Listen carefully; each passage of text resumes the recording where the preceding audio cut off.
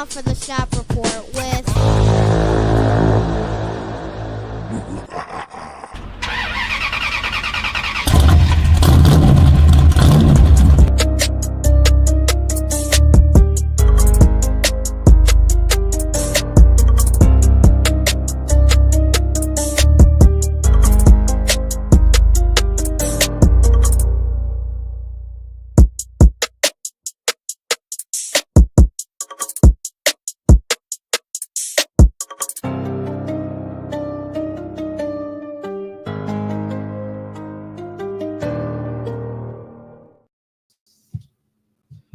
Yes, and welcome to the Shop Report special presentation of After Dark. Of course, I am your host, none other than Double J, and I got my guy to my right, your left, none other than the man of myth, legend D Gully from the CEO Lumbus. What up, though? What's going on this? Everything, brother. Happy Saturday night. Can you hear me pretty well? Oh yeah. Cool. Got a different, slightly different audio setup. Just wanted to make sure everything is good. How are you doing down in Tampa 2? Man, it is despite the hoodie. It is. It's been fantastic. The results. It's all about progression, right? He's playing in a quote unquote super group. So for those that have Baller TV, those games have been on there. Oh, really?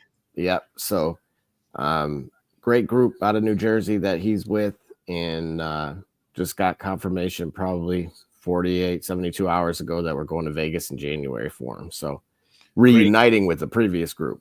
All right, fantastic, man. You be traveling, doing all across the world, man. You ain't kidding. You driving or you catching a flight? No, no, sir. No, I have learned my lesson. That one time, did I ever go walk you through that whole story? Wait a minute, you end up driving, right? Didn't you drive to Vegas? So coincidentally, it was with this particular group that it's now going to be in Vegas. Yeah. They were the California group that Bro Rich had been to that facility before. Right. So because there were no direct flights, like LAX was too far out of the way. Yeah. Ontario was just not possible in the duration because it was short notice. Right. It was like, okay, we've been to Vegas a million times. How bad is this drive? Doesn't look bad. Just to be safe. I see it says mountains, right? I've never made this drive. So I'm like, let me get like a X1 type of mid-size.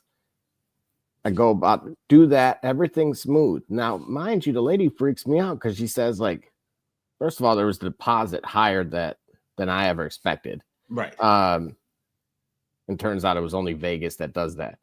But kind of makes sense the more I thought about it. But in the moment, it was late. Yeah. So we're driving there, and little to my knowledge, in the middle of the night, that I'm like, man, like something is blocking out the moon.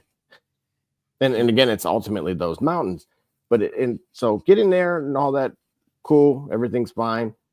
Man, the minute we're about to come back, all of a sudden he drops like change or something. And all of a sudden it says like ABS light comes on, like 4 sensors go off. And I'm like, what did you just do? As any parent would. Yeah. What did you just do? Nothing. I'm like, well, pick up the change. I don't know what you did, but you had said it. And this is a brand new car. They're not giving you those bad ones. As one would expect with the ABS issue. Yeah. As soon as you tap that brake, it does nothing. And then it just slams you to a complete stop. Oh, God. Oh, man. Bro. Yes, Givey. We are here, brother. Yes. And so now I knew from once upon a time, when it was just a button to shut something off. Right. I was able to attempt to shut off the ABS. I had to put it in sport mode, dude. And then there was an additional sensor, and it only moderately shuts it down. So now I have to travel back the other way, right? Remember, I did this in the middle of the night. Right. This is a 2-hour drive. Wow. Man, I learned it's the Mojave Desert. Yeah. Okay. That there are no rest areas. That humanity will go out of its way to take apart gas stations that were left for dead. What? I'm like, how did anybody get out here? I mean, they're just tagged and everything. I'm like, yeah. like, this is not somewhere you know. So I'm riding on a 2-lane highway, trying to get back to Vegas, paranoid that I hope this car doesn't break down. This brand new BMW. Then I'm like, oh yeah, we got plenty of gas. Wrong. That thing said with the elevation or whatever that I was going up. No, it was just I'm like, man, is this thing leaking? Yeah, right. It's pouring out of the back. And then I learned there's an alien jerky place. So if anybody's ever made this LA to Vegas drive, there is legit like 2 exits. And the second one, thankfully, we're talking under 20 miles till E. Yeah. I'm sweating bullets. I'm right. Temperature gauge go up, but then I'm realizing I'm in the freaking Mojave Desert. Of course, the temperature is going to go up. Yeah. It was almost $7 a gallon. Oh my God! And what I was like, man, get me out of here, bro. What kind of vehicle you in? It was a BMW X1. Funny thing is, you would thought I would have learned my lesson. I have since rented that same car 3 different times. You in those proclivities of yours? I guess so. Gibby like over here, Gibby out here. Let's talk about it. 180 last week. Ooh, Gibby. Yo. Hey, Gibby, how are you? Are you in the bye week for the playoffs, or are you full tilt? Where are we at for this week? Because we have, man, 180. He doesn't have any of those like the funny business type of points either, like first down points and. Oh no, really? Okay, he's playing. Oh, you can't do me.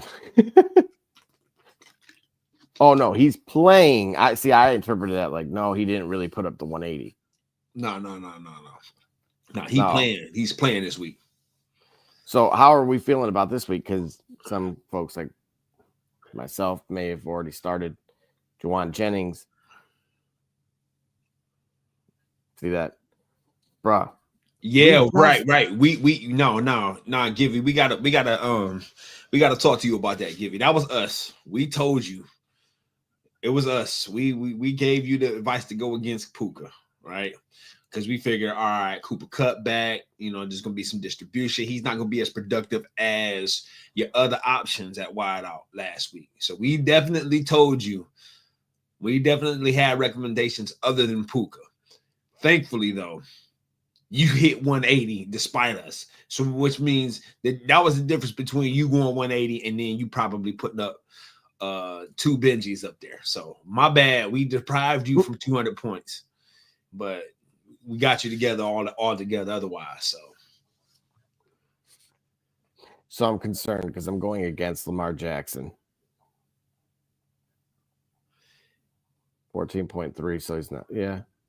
Okay, yeah, that's right, because they played on Thursday. Mm-hmm.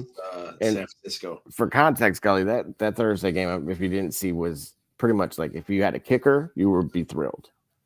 Really? It was 12-6, right? Something like that.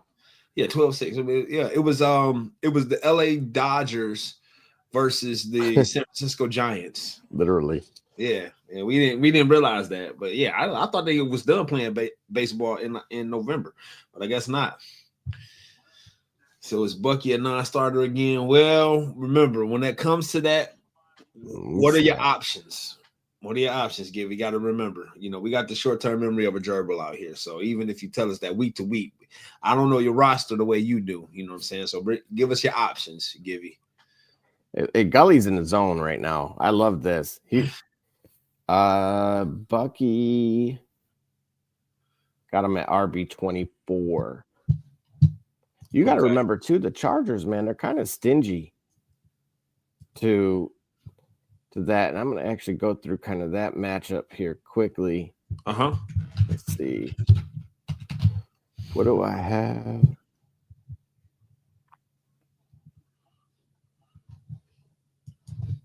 So Bucks are 12-4 ATS. He's a game time decision. Givey. It's the playoffs, and we're talking game time decision.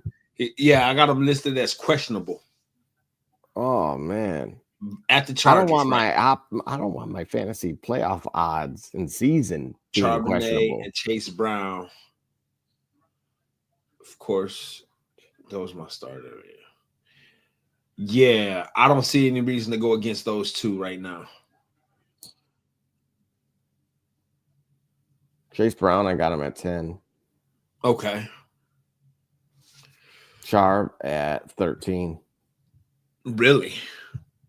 Mm-hmm. You got him at 10 and 13? Yes, sir. I got some other crazy numbers. I got a 16 and 18. Charles versus Green Bay at 16.8, darn near 17. And Chase at Tennessee at 18.2. But what do you have? I'm saying just for the position itself, what did you have him ranked at? 5. Oh shoot! So we're two totally different worlds. Yeah, we are. Oh, that's fantastic. Both of them think highly of the matchup with Chase.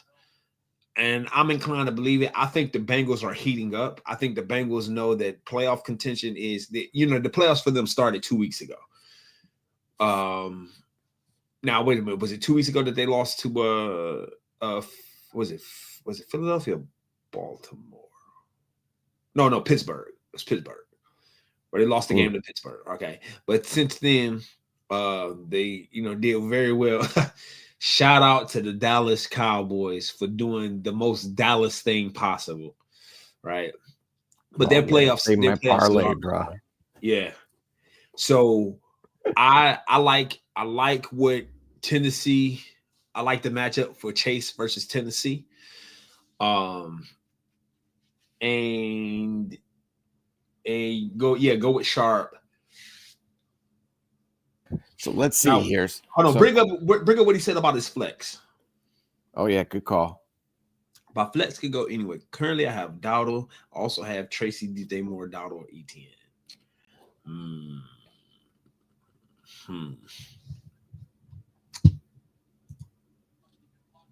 All right, so that's a lot to think about. Yeah. Let's see.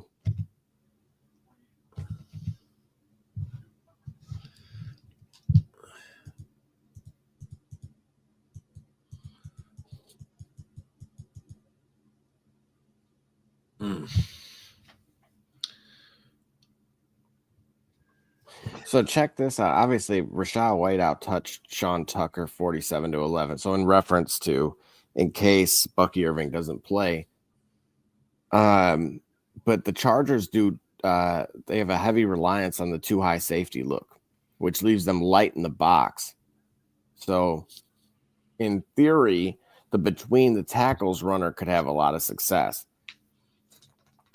But see, this is one of those things, man. Like,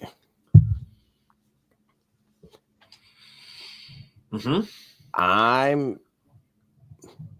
will say this, Givey. I'm going to keep reading this part off.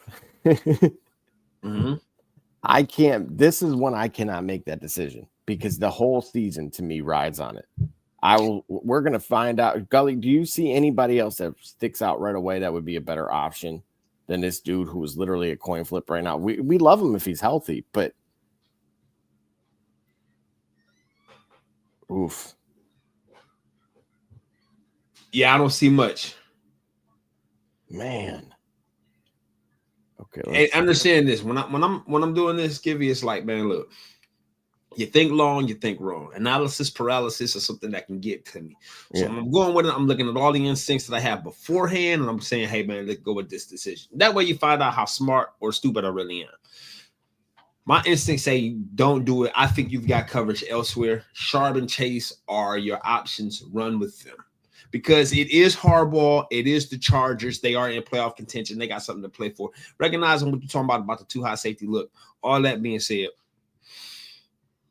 I think that team might be ready. I think you have better options at this time this week.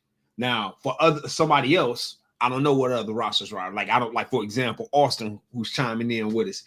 I don't know. Maybe Austin's situation is such that Bucky would be the case for him. But given your scenario, no. Run with your instincts. Go with your guy. Go with Chase and Charbonnet. Man. So yeah, shout out Austin, of course, checking in. I too played Jennings, and I thought about sitting him. I should have. Char, David Montgomery, Gibbs, and Hill. Now look at listen to this. Look what Austin just said. As a Bucks fan, I'm hoping we win this NBA Cup. It doesn't matter, but it does when your team ain't winning nothing. You see that? We didn't throw that into the equation at all on Wednesday. For good reason. What? For good reason. What are you talking about? Like, you saying at least if they win the NBA Cup, they'd have something to play for? Am I to deduct that's the statement you're making? Or well, that's think about it, right? If the Pistons were to, or it's not fair for the Cavs because they're contending, but if your team is the cup, man? Listen, you know what? When you bring up these in-season tournaments and cups, when you bring that up, and in the world of soccer, the difference that I think is between having an NBA Cup mid-season tournament versus an international mid-season tournament is you've got contenders or up-and-comers in terms of World Cup soccer teams playing against established dominant teams in an international space. See, soccer is much a bigger sport right now than basketball. So when you talk about having an in-season tournament with a perennial powerhouse of, I don't know, Madrid or Real Madrid or what have you, playing La Liga team, I don't know, get what I'm saying? Because you know how they arrange. There is something to look at when you have these international exhibitions. To me, it's almost like, say what you will about professional wrestling, it's almost like having the ECW champ or having the TNA champ face an IGPW champ on an exhibition, or having, if they were ever to do so, having the matter of fact, what we just saw at Clash of Champions, having the WWE champ in an exhibition versus the World Heavyweight champ. There is something of relevance there that where you can get an idea of how great or how good or how competitive one person or one team, in this case of soccer, is compared to another. The NBA is still the NBA. It's still the 32 teams or 30 teams in the NBA playing against each other. In the midseason, this cup means absolutely nothing. What did it mean for the Lakers to win that first cup last year? Tell me, how effective was that NBA Cup, that inaugural NBA Cup that the Lakers won? How effective or how important was it to the Lakers organization, Lakers franchise into this season? How do you build on that? What did they build off of winning that cup? I mean, technically it's a banner year, but you got to think 50 years from now. 50 years from now, the midseason cup means what? If we're still going to have an NBA Finals. It may mean more. And I agree with you, though, that it's not. To me, I kept giving you FA Cup vibes, not Champions League. Yeah. And that's the struggle with this, is they want it to count in like the Champions League. Okay. Even though the FA Cup is still a cup, but that's the one you see. Some of the teams you named, their domestic trophy being one that, they'll get an inferior opponent and bench their people. They get the night off, right? And if they lose, they don't, it's not the end of the world. But some, Ryan Reynolds' team, that's his only chance for them to compete against some of these guys. That's when they're trying to make their name and claim. Right. But understand what you're saying is you're talking about an in-season tournament, a mid-season tournament with an international or interleague affair. The NBA mid-season NBA Cup is the same teams we're going to see on the schedule anyway. Everyone has to play every team at least twice. You play your division 4 times. So you're going to see a team at least twice in the regular season, barring unforeseen circumstances like COVID. You're going to see a team twice anyway, home at home. You're going to see a division twice at home, twice away. What are we getting? What different look are we getting seeing the Pistons or seeing the Blazers and the Bucks for the NBA Cup in December than we would have gotten if we had seen the same teams on the schedule with the same colored court that it usually would be in December? What different did we get? We got nothing different. But like I said, like I keep saying, you let that NBA Cup allow a team an extra point into the draft, you're going to get a different type. If you got a team that's trying to build, the rich can get richer, certainly. Imagine, as hot as the Golden State Warriors are, they're an aging team. They're anchored by a 15-year and a 14-year veteran. They could use an infusion of youth in the draft. Were it to be this year where they can get a talented number 1, a talented first-round pick, imagine their ability to get back into the draft if they had a number 1 pick, or if they had a 31st pick in the draft, or if they had a top 20 protected or a top 15 protected pick, the NBA Cup pick. Imagine what we would look at. Imagine what it would look like having the Golden State Warriors winning the NBA Cup, getting a 15 pick in the draft. But I don't see it. That's the thing. I don't disagree with you. I think the fear in that is, well, what if they have cap issues? If they have cap issues, they still have relief because they have a pick. They have relief from that. All right, so we've got pick. Oh, I mean, we got a 15 pick. I tell you what, got cap issues. We can take on this contract. You know what? We can give you this pick, though. Right? What is it? How does it? This cash bonus? It don't mean nothing because guys playing, they already got money anyway. Why are they going extra hard for extra little? Like, it's not enough money for them to be like, yo, it's not $1 million or whatever. It's extra cash or whatever. You had to pay them for the privilege. And let me go back. Much as we deride LeBron James and the LA Lakers, do you know they played 83 games in the regular season last year? Right. So why are they playing a game in the regular season that doesn't count for their record? What if they ended up out of playoff contention by a game, but they played an 83rd game that they actually won? How do you justify that? See, Austin's bringing up a good point, kind of emphasizing what you're saying about incentive. Right. It's got to be something. It's got to be something that we as fans, like I said, these guys. And I was looking at the chat. I was viewing it, as I was talking. But yeah, some of these guys, we're fans of teams that are trying to turn things around, right? We got some Piston fans out there, like yourself. You know what I mean? We got some Blazers fans out there. This cup is a chance for them to at least get some more TV press time. But imagine if this cup was like, oh man, we can get a 15th pick in the draft. What can I do for us? Come on, Blazers. Let's go. Let's win this cup. Let's get some other talent. Let's get another asset that we can use to barter the trade for a veteran coming off a contract, somebody who wants to somebody who wants to establish themselves for a team or want to turn their career around. Nah, bro. I just took the locks out. That's all. I just unbraided them. That's it. Hey, so real quick, obviously, yeah, you're hitting on some fantastic points with these, and just so you guys know, I am not. We're not forgetting about.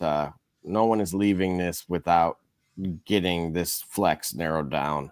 Yeah. Oh, by the way, if you don't mind, I do got to bring up something. I think it's long overdue. I don't know if you did any of your show titles, but let's give a round of applause to one Mr. Heisman 2024, Travis Hunter. Thank you. I appreciate the football pundits, the talking heads like us, and whomever else for looking honest, fairly, and basically at the fact that Travis Hunter is the best player on his team on both sides of the ball in a top 25 program, and he's having a stellar year on both sides of the ball, and that right there is the definition of Heisman. Thank you. Now, let me also say the two. Round of applause to everybody in Heisman contention this year, right? Like many years, everybody in Heisman contention deserves to be in the conversation. And I think everybody that was there deserves to be in the conversation. You can argue that there was a Colorado teammate of Hunter's that should have also been there. Even if we can argue that the guys that are there made their claim. They're having great years. And I don't want to poo-poo on any of their years. They're having great years. Absent a Travis Hunter, you can make a case that all of those guys should be Heisman, right? Absent Travis Hunter, this is a much more difficult conversation. But with the inclusion of Travis Hunter, this isn't a difficult conversation at all. And so I'm glad that the college guys got it right. They typically do, but the way I was feeling like, they was gonna throw some shade on somewhere else and do it by way of sabotaging Travis Hunter. Glad that they didn't do that tonight. Well done, Mr. Heisman. Well done. Keep shining. Oh, absolutely. Absolutely. Yeah, for sure, Austin. Right. Because he matter of fact, did he win the Maxwell? Believe so. And then he also won the fan vote. And that's what I wanted to kind of get your thoughts on. What is that? Is that the NBA Cup? He won the what? The fan vote. No, that's not the NBA Cup. I don't the fan vote. It's like, hey, this guy just won the Heisman. He's standing up here, but you got the fan vote. That's fantastic. I mean, you know what? Here's the thing. The fan vote, right? We ultimately, we're shown who we are supposed to see. We're guided in a certain direction. And then once the antennas are facing a certain direction, the signal that's amplified is up to us, meaning, yeah, he got the fan vote because I think it was guided, towards paying attention to what they're doing, right? We talking about Boise State, right? Mm-hmm. Yeah. Okay, so remember, there's been a lot of emphasis, like, hey, we need to look at Boise State. There's more than just a blue turf out there, right? So with that, you also have a player who's having a stellar year. So of course, so it would make sense that he would get the fan vote because the machine was working to get them some attention. And with that attention, you also had a stellar athlete that could warrant the attention. So there's why you got him with the fan vote. Nonetheless, if you a fan of college football, you saw Travis Hunter. Exactly. Thank you, Austin. Thank you for saying it simpler than I did. Hey, how did you feel about Lil Wayne? Yeah, I was wondering. Kind of was giving me proud auntie vibes. No, yeah, I didn't know why he was there, but I mean, listen, bro, I feel different for it at my age than I am now. Like him being there, that's cool. You know what I'm saying? Like the prepubescent teen would have been like, well, why he there? He ain't got no business there. He ain't no so and so. Nah, bro, it's Lil Wayne. Yo, if he can afford his position to be there, then he good. Did he take seats away from anybody? I'm not sure. Oh my gosh. See, this is a problem. Hang on, this is something we're gonna address right now. Okay, I'm that's it. This is like where I caught, like I throw a flag. I need to put like one of those. The best I could do right now is something like this. All right. So, Gully, you played in the past, and you've had mixed, results, right? Like we all go through playing this game, and so, man, if there's one thing I cannot stand, is teams that are eliminated doing two things. The guy that drops everybody. Yep. That to me is the Uno, like the fantasy football equivalent of the Uno dude who flips the table. Oh no! You talk about the guy. All right, 21. you talk about the guy out of playoff contention. He just goes on a fire sale. It just like he floods the floor, right? Yeah, he literally drops them all, and then people not paying attention, or they're just trying to sneak one, by everybody. They go and grab him, one of his top players, and then try to start him, and it just is a no across the board. But then the part two to this is exactly what occurred here, which is I'm out of playoff contention, but you know what I'm going to do? Bleep you, Givey. You're not going to get this guy back. But bro, They're see where out, you coming from. Stay out of the waiver wire. I see where you coming from, but my guy, like, that's the equivalent to the Browns playing with something to prove at 3-10 versus the Steelers. It's the same concept. I'm going to take every advantage I can to try to win, even if it doesn't mean that I'm going to get into the postseason. For that matter, once the week 9 has been resolved, maybe you take teams that are not, you readjust the schedules, and teams that are out of playoff contention, mathematically eliminated, you readjust the schedule on the fly for those teams to play each other. Like, it would be a logistical nightmare, but I think that would make consistent what you're saying here. It's like, yeah, it's gamesmanship for sure, but is it, what I mean? But what's it really worth? Like, why not? I suppose. I just feel like if it were up to me, and I don't want those problems of being the commissioner, it is a thankless job. Yeah, it is. However, that's why my leagues was not. That's why I never had money leagues, because I'm. If you're not good, I never had money leagues, so that way people didn't feel like they paid for the right to complain to me whenever something like that happened. Because people would complain, and I do understand behind it. Oh man, I think there's a whole reason behind it. So it's a money league, so we're all related, and I'm playing against her husband. So I think that might be the reason why. Oh, so not only look at this, Gully, right? Because he's not wrong; he's completely right. Yeah. Look at the collusion that's taking place in this league. Now you have teams colluding against or colluding with others, conspiring to ruin someone's season. Hey, DB checking in. It's the commissioner's responsibility to lock them teams out. No waiver pickups. This is, to me, and this, I hate to say it this way, with those unwritten rules, right? Mm-hmm. What typically happens? Somebody breaks them, and then somebody gets checked at the door. Right. So I mean, that would be a function of a commissioner to be able to be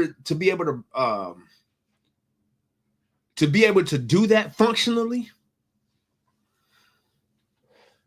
Yeah. What up, DB? Yes, sir. No, I would never do that nonsense in a money league. No. What he's talking about is, okay. What I'm thinking he's suggesting is, in a money league, as a commish, you would be able to lock out eliminated playoff teams from the waiver wire. If it were up to me, yeah. Yeah. Okay. Because again, I've actually experienced both of those where the dude drops everybody, 21 car pickup, and it's chaos, dude. I mean, I like it literally was like blood in the water with sharks or something when you just chum the water. Like, what do you mean there's a feeding frenzy and now you're surprised by that? Like, and now everybody's, oh, what I dropped this guy, and then somebody else picked up that guy that he dropped. Right. It becomes a mess, and now it's Wednesday, and now now my season's in jeopardy. It is a bad look all across the board. And then to DB's point, then you got the commissioner who wants to be buddy with everybody. Or like Givvy's pointing out, we're all related. So, and then, coincidentally, it's around the holidays. So now, okay, now the commissioner's not once again in a bind. Hey, why did you guys do that? Well, no gift for you. Bring up his comment. Givvy's. No, the next one. Her saying, I need Bo Nix for the 9th place matchup. Like, bro, your team's already bad enough. You might win against the other bad team, but someone's actually competing to have those players who's good. Right. Oh, my gosh. You make a waiver pickup, cost you $5 after elimination. But who's deboing them? But if you make a waiver wire pickup, it costs you $5 after elimination. Right. So if you want to do this at a point where where there's no hope for you, then go ahead. It costs you $5.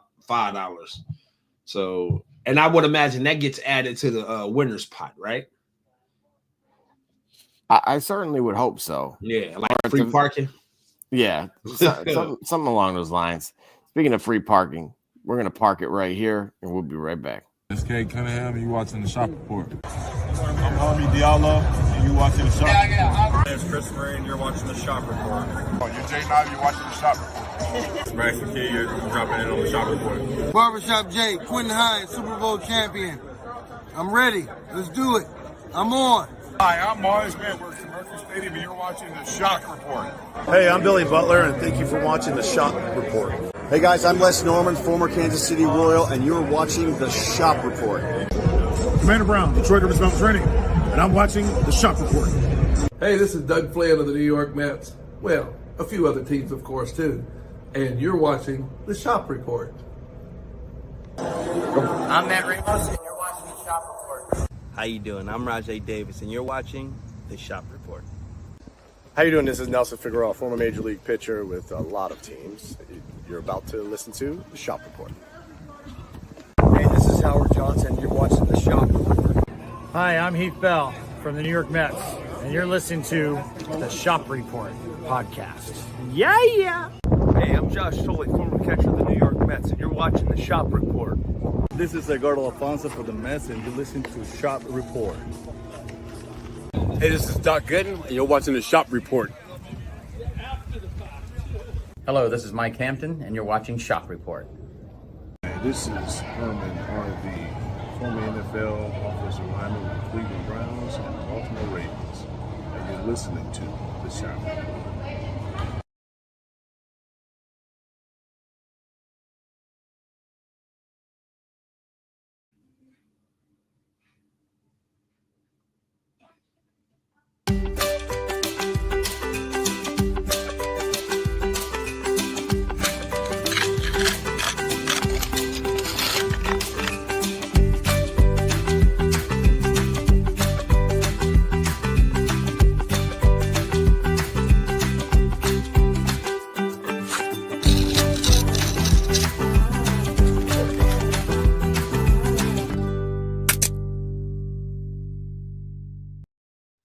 What it do, sports fans? It's your man BSJ from the Shop Report. And guess what? The shop is now open for business, baby. If you're on Facebook, go to our fan page, The Shop Report. Click on More, and then Shop to view all products. Or if you're on Instagram, click on the Shop tab to see all our products. I mean, what you want me to do? I'm selling merch here. I'm I'm Jordan Gudeman, and I'm the founder and CEO of Eddie G's Cookies. I was first diagnosed with a nut allergy when I was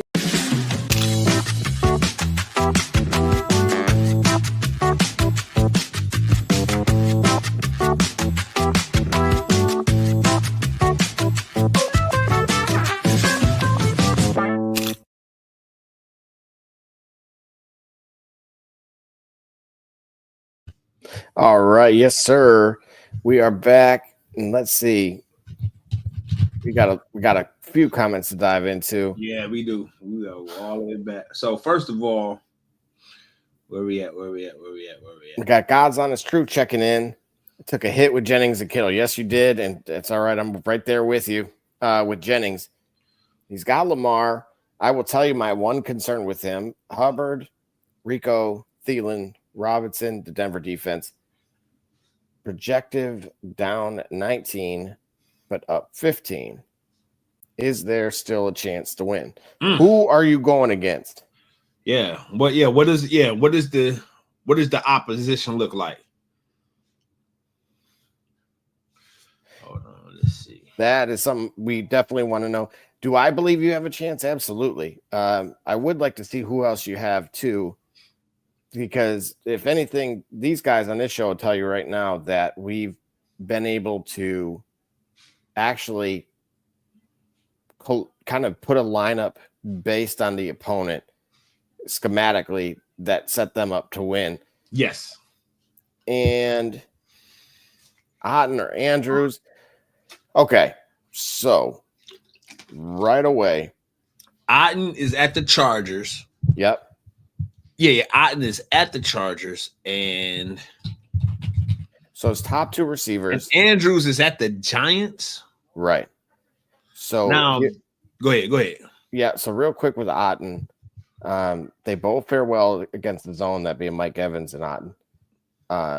Here's the thing, though: Mike Evans gets 44% air yard share, and even though they're playing the too high look, which I mentioned that a little earlier about the Chargers, which is not as friendly to Mike Evans.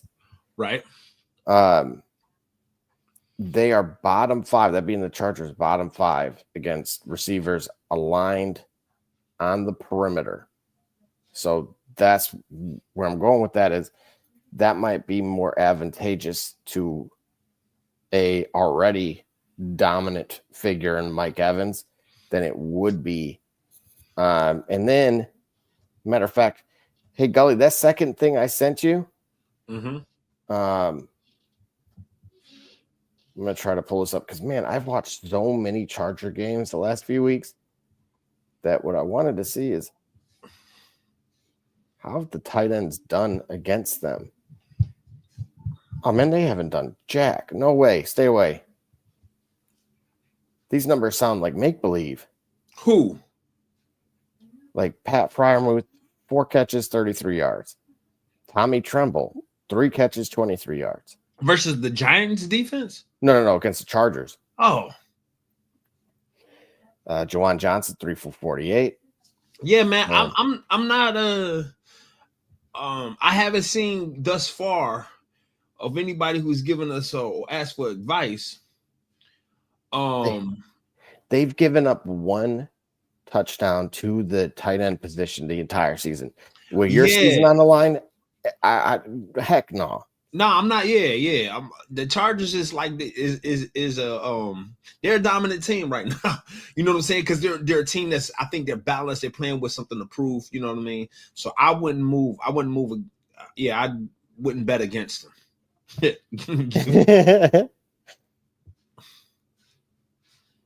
But no pickups. Yep. DBs. Yeah, absolutely. I love it, Givy. And yes, absolutely. Shoot that video to us. I'll make sure it's added on there. Yeah, absolutely. Yeah, we can do that, Givy. Give Givy his limelight. So again, we're if you remember going way back up, we have Gibbs and Montgomery, and for the flex position, and then I kept seeing DJ Moore's name thrown out there too. Yeah. All right. So I know we two different people, two different rankings. So I have Montgomery at 6, and I have But where? At 11. Wait a minute. Where at the flex or at the at just at the running back PPR position. Okay. Now, this has if you remember before Christian McCaffrey got hurt against the Bills, he went off against them. Yeah. And the Lions, it has a lot to do schematically with with really the game flow. So if you think this is going to be high scoring, but the Lions are either ahead or tied, you may see more of that 50-50 split. But what I want to see, because I think I showed you a chart, Gully, like a week or two ago, where it almost seemed like the Lions their usage was like reversing by the week. Like almost like it was intentional. Yeah. And they're at home versus Buffalo. Yep. Go. Yeah, Montgomery's at home versus Buffalo. So for me, let's see. So many games. That's the thing. When I have these huge mock write-ups ready, preparing for this show. Mm-hmm. Okay, so the Lions still 2.5. We're a 2.5 point favorite. Basically, they're saying we're getting to the decimals when it comes to this game. So the Bills pass in rushing efficiency. Here we go. Our first chart of the day for everybody.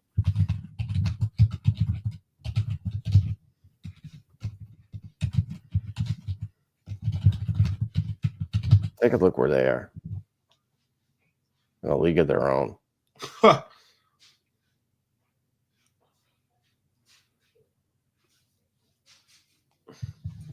Cool.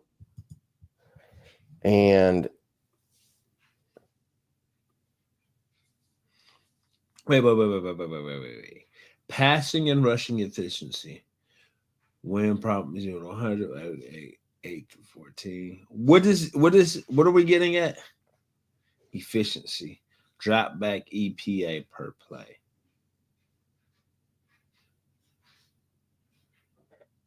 meaning this is their rushing, and the bottom line there is their passing, essentially, and how efficient they are versus every other team in the league, which would be, again, kind of, if you were more in the middle, it would be kind of more even keel versus truly dominant, like where only a handful of teams, as you're seeing, are in both categories. And so, like, again, Josh Allen's done phenomenal, but this isn't about him. Let's see. So here's the thing, because they've asked us a few things as it pertained to get this game. The secondary shifted for the Lions that allowed production, and they became more of a slot funnel. Okay. But over the last month, they changed again because they're starting to get a little healthier, and they became the number 3 fewest points per game over the last month. So they're 17th, so right kind of in that middle range against outside receivers. So this is what I mean about when we're talking about this schematically. This is why that greatness on both sides, rushing and passing, is so important, because this would be potentially setting up for someone to just completely bleep the bed. Yeah. When it mattered the most, if they were truly only just a pass-oriented team. And that's the thing. Right. So in the last month, the perimeter cornerbacks, which are Terry and Arnold and Carlton Davis, are still among the league's most penalized. And here's the thing: Christian Watson, 114 yards. DJ Moore, 8 for 97 and a touchdown. And then, so Shakir could potentially have a very good game. Yeah. The person I do not like at all in that matchup is James Cook, the running back on the Buffalo side. You don't like Buffalo's running back. Correct. And, here we go. Now we're looking at the Lions. This is what I mean about kind of projecting the game script here. So here's how they were historically. Here's what they're doing as it pertains, again, pass frequency versus, throughout the season. Okay. Versus what they were expected to be doing.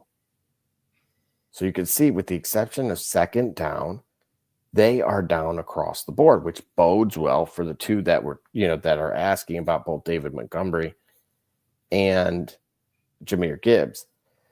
So here's the thing. Gibbs and Montgomery, nearly, as I was kind of saying, it's about a 50-50 split.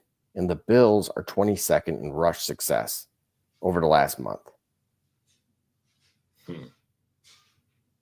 And are giving up explosive rushes at the league's 7th highest rate. And the number 1 in most receiving fantasy points allowed to opposing backs. There is your stat of the day there as it pertains to this game. So for me, just off that alone, don't get me wrong, I've watched David Montgomery. I actually made money off of him. Yeah. Catching 3 balls out of the backfield. I think it's the last 3 games he's had 3 catches. This is memory. So let me just go and confirm that. But I'm nearly certain that's the case here. So let's see.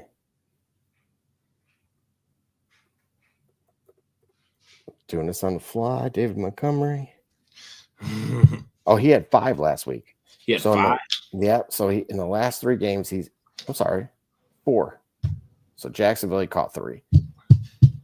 Colts 3. Bears 3. Green Bay 5. So there's an extra 5 points for you minimum. 3 to 5 points. As far as Gibbs, let's see if that's hurt his production at all. It did in those other weeks. So Jacksonville, he only caught 1 ball. Colts 3. Bears 2. Green Bay 6. So it kind of rebounded right there at the end. Yeah. But of course, outside of that Chicago game, he was on fire. So I don't see anything kind of scaring anybody away from starting him out of the 2. Hey, bring up Gibby's comment. Well, hang on. Yeah, I didn't realize you, man. I got charts on here and you're not even telling me to look over. Oh, my bad. I thought you saw it. Okay, I took a hit with. Oh, I'm too far down. Yeah. Here we go.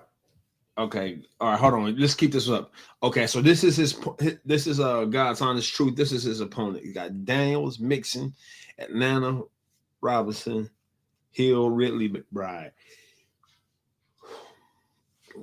Man, you think he should be worried? Jaden Daniels and Mixon, probably. Yeah. Hey, look at Gibby doing his best stock. Right. Yeah, it's just a really good team, bro. Yeah. 135 to 118 because of the burners of Kittle and Jennings. So he has to kind of overcompensate. Right. All right, so Daniels, Mixon. Yeah, that's going to be tough. Hang on, let's see.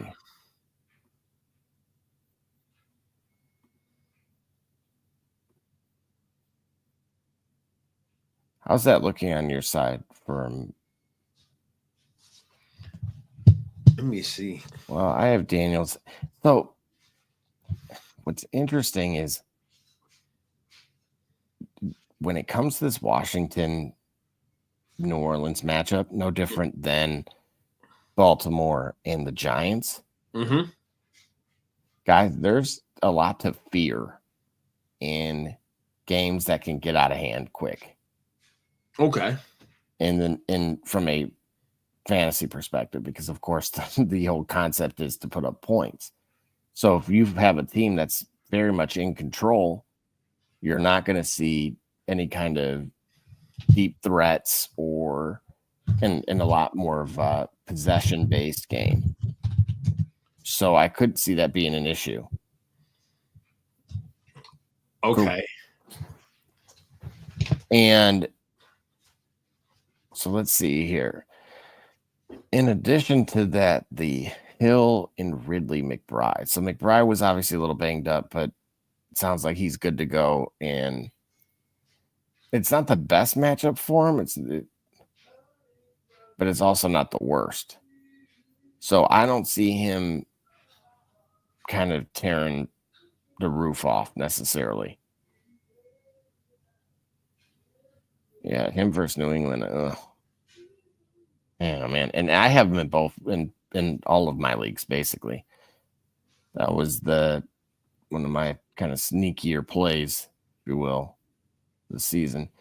Looking at the Atlanta group. Let's see here.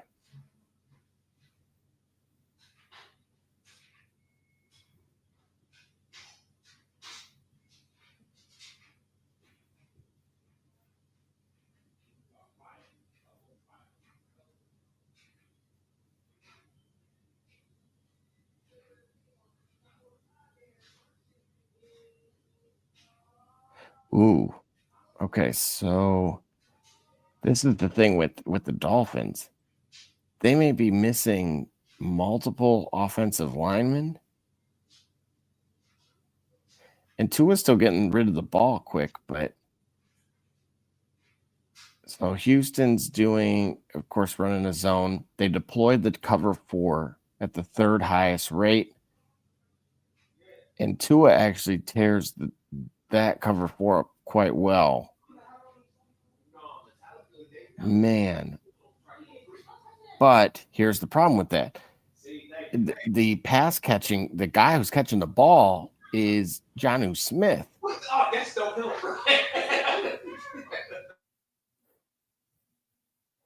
And naturally, that's not who you, well, wait a minute. That actually works very well in your case because you're playing against him.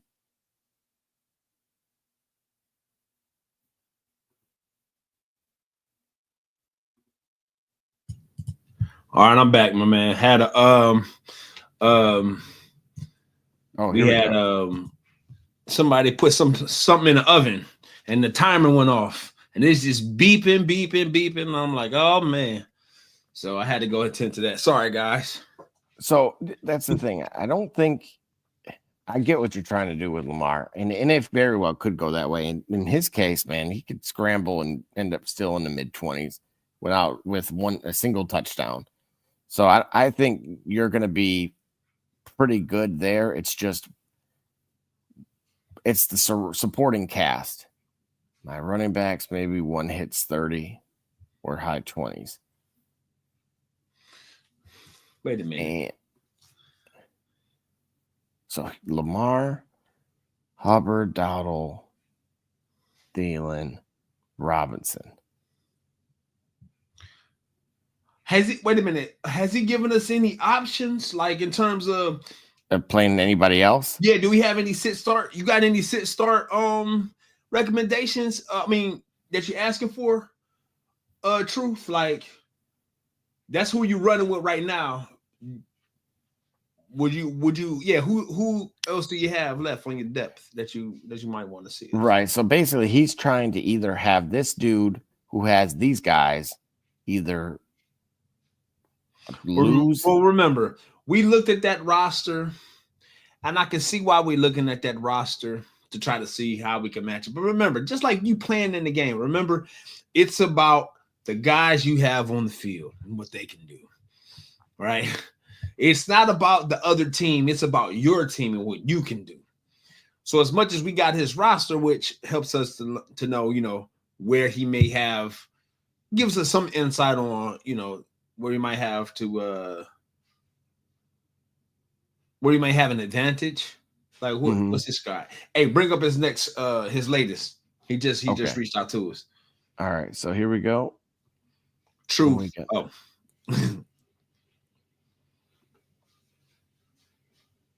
And Gibby, we're gonna get back to you on that one. Hold on. So he has AJ Brown, Monty, Connor, but defense is tough for AJ. Wait a minute. Brown.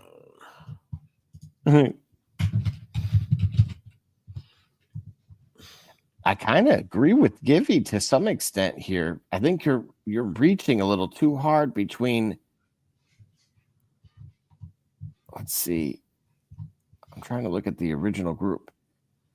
Okay, so for example, Thielen instead of AJ Brown.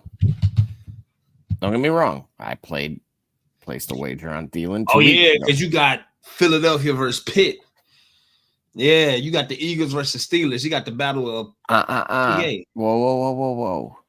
There's a stat for the Steelers that Jerry Jeudy should have went off against them. He should have, but did he? It's Jameis. He should have, but did he? It's Jameis. It's Jameis's fault. So, but you're right. I get your point. But it's AJ Brown. But did he? So here's the thing, too. I know I had a few charts up a little earlier. This is why the matchup is actually it's not great for his opponent. This is where I think he might get some points from. As far as that number declining, is actually Joe Mixon not hitting his projection. Because the matchup with the Dolphins actually is geared towards the running back, or I'm sorry, towards the receivers, even though Stroud has struggled. And right. I got you. So Mixon may not come through for his opposition the way he might think. Right. So here's the thing. Will they pivot and go to an unnecessary run-heavy approach? And like Mixon ranks 7th in the highest stuff rate. Yo, Gibby's out here panicking. Gibby's out here giving the truth, some truth. He like, yo, bring up his last comment. Oh, got Killer Cav. All right, oh, you know what? Hold on, wait a minute. Let's get to that real quick. Kev, all right, we're gonna get right back to you, giving you truth. He says Baker or Stroud, AJ Brown or Drake London. Let's see. Wait a minute. God's truth got Nico Collins too? Oh, bruh. Yeah, please don't tell me you're playing against Nico Collins. Gibby taking care of it for us today for you. Bro, hey, Nico Collins right now, he's the highest. He's earning high volume and producing. Like he's wide receiver 2 in 19.5 points and yards per reception or route run among all receivers with 50 targets.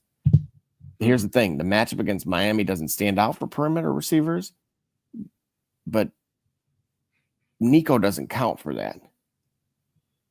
And I get what he's saying, though, with do they abandon it? And then with the number and the graph that I have up here, does Stroud let everybody down? So I understand, dude, we're going to overthink You know, this. when I was he may overthink this. When I was in high school. See that? And even now, I'm a math analytics number guy, right? But I somehow, when it comes to this thing, I don't look at it that deep. And so for like this graph here, it's throwing me. That's the thing. Hey, so truth right away, don't panic. You're panicking. Yeah. But wait. Give us a second, because Kev got us. We gave Truth a lot. We're gonna get back to Truth, but we gave him a lot of attention. Or Kev might need us, you know, if he's still there. He said Baker or Stroud. So we already know we're talking about it, right? You got Stroud up. So Stroud versus Miami and Tampa Bay versus who we got? Is that New Orleans? Right? No, Tampa's versus the Chargers. Ooh, okay. I like. Baker gonna show out though. Wait a minute. Is that? Hold on. At or versus LA? I think it's in LA. If it's in Tampa, I'll go to the game tomorrow. Nah. Oh man, it's at the Chargers. Oh man, why am I in Tampa and they're not even here?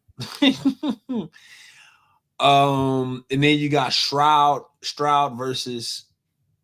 That's a divisional matchup, right? No, it isn't. No, it isn't.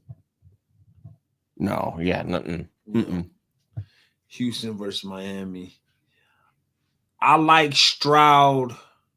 See, the Chargers could win a game, but it could be a high scoring affair, right? You just need We don't need wins or losses. We just need the guy to produce. And I'm stating the obvious, but having to say it out loud sometimes is clarity. What do you think? I think I'm tending to looking at Stroud. I like Stroud versus Miami. It sets up well for that. Yeah, I like Stroud versus Miami tomorrow. Now you got Brown or London. Let's see. But you know what? The Miami defense was like top 5 for a while, and then they started to kind of taper off. And so who's the other guy? Now you got AJ Brown Baker or Drake London. Now AJ Brown versus Pitt. You just brought that up. Or Drake London, Atlanta versus Las Vegas. And I feel like that's a trap game in the sense of in reference to his matchup here. Because we don't know who we're going to get at quarterback in Atlanta. Yeah, bro. I got CJ Stroud in one. I think you had him. I'm looking at your rankings. You had him at 16. Yeah, I got him at 16. And Baker's at 14. I mean, they're both. It's a toss up, and they're projected to do about the same. But I mean, you want to win. If you're trying to win, you're trying to win. You know, right? You want that 0.2 or 0.3 or whatever. You're trying to win. I think that you're more likely to do that with Stroud versus Baker at LA. Stroud at home versus Miami. Remember, Stroud is at home versus Miami tomorrow. Baker is at LA. And this is one of those interesting things. So the advantages for Baker, I'm just going to read these off really quick. Okay. So the Chargers are ranking 6th in dropback success and the 5th lowest explosive pass play rate allowed. So they're bottom 10 in completion rate, touchdown rate, and yards per attempt to opposing passers. All of that says get away from Baker Mayfield. Gotcha. Okay. I see. They don't. All right. They don't. Basically, you don't have explosive plays against the Chargers is what we get. Absolutely. And Baker Mayfield's going to have to create. Now, he's capable of doing that because, again, with the 2 high safety look that the Chargers use, him and Mike Evans have been able to kind of do well together. Yep. But generally speaking, that zone is not friendly to Baker. Right. For and that then reason, talking about taking Bucky Irving out of the equation. Mm-hmm. And what that means is that Rachaad White is not as good between the tackles or as efficient. So Stroud. Now Stroud with the extra week. That's what I'm saying. Yeah. Oh, right. They're coming off a bye. Oh, absolutely. We could have had you together 8 minutes ago. Sorry about that, Killer Kev. AJ Brown or Drake London. AJ Brown, tough matchup tomorrow versus Pittsburgh. Look at that. He do it all along. Yeah. See, you already. Hey, and look at this. Killer Kev is going to play Nico Collins with Stroud. But yet Truth is going away from the other receiver. Wait a minute. Do they both have Nico Collins? I'm looking at Truth's. What? Yeah, Collins from Houston. Forgot Collins from Houston. Hold on, wait, baby. Hey. How do you casually forget him? He's got a loaded roster. And he nearly, oh man, he would have been. AJ Brown, defense is tough for AJ, but defense is going to be tough for AJ. We're not going to let you, because you'd be stewing all over. It's 8 weeks. Oh, speaking of the opposite shoulder, here comes the horns. Yo, the DOC.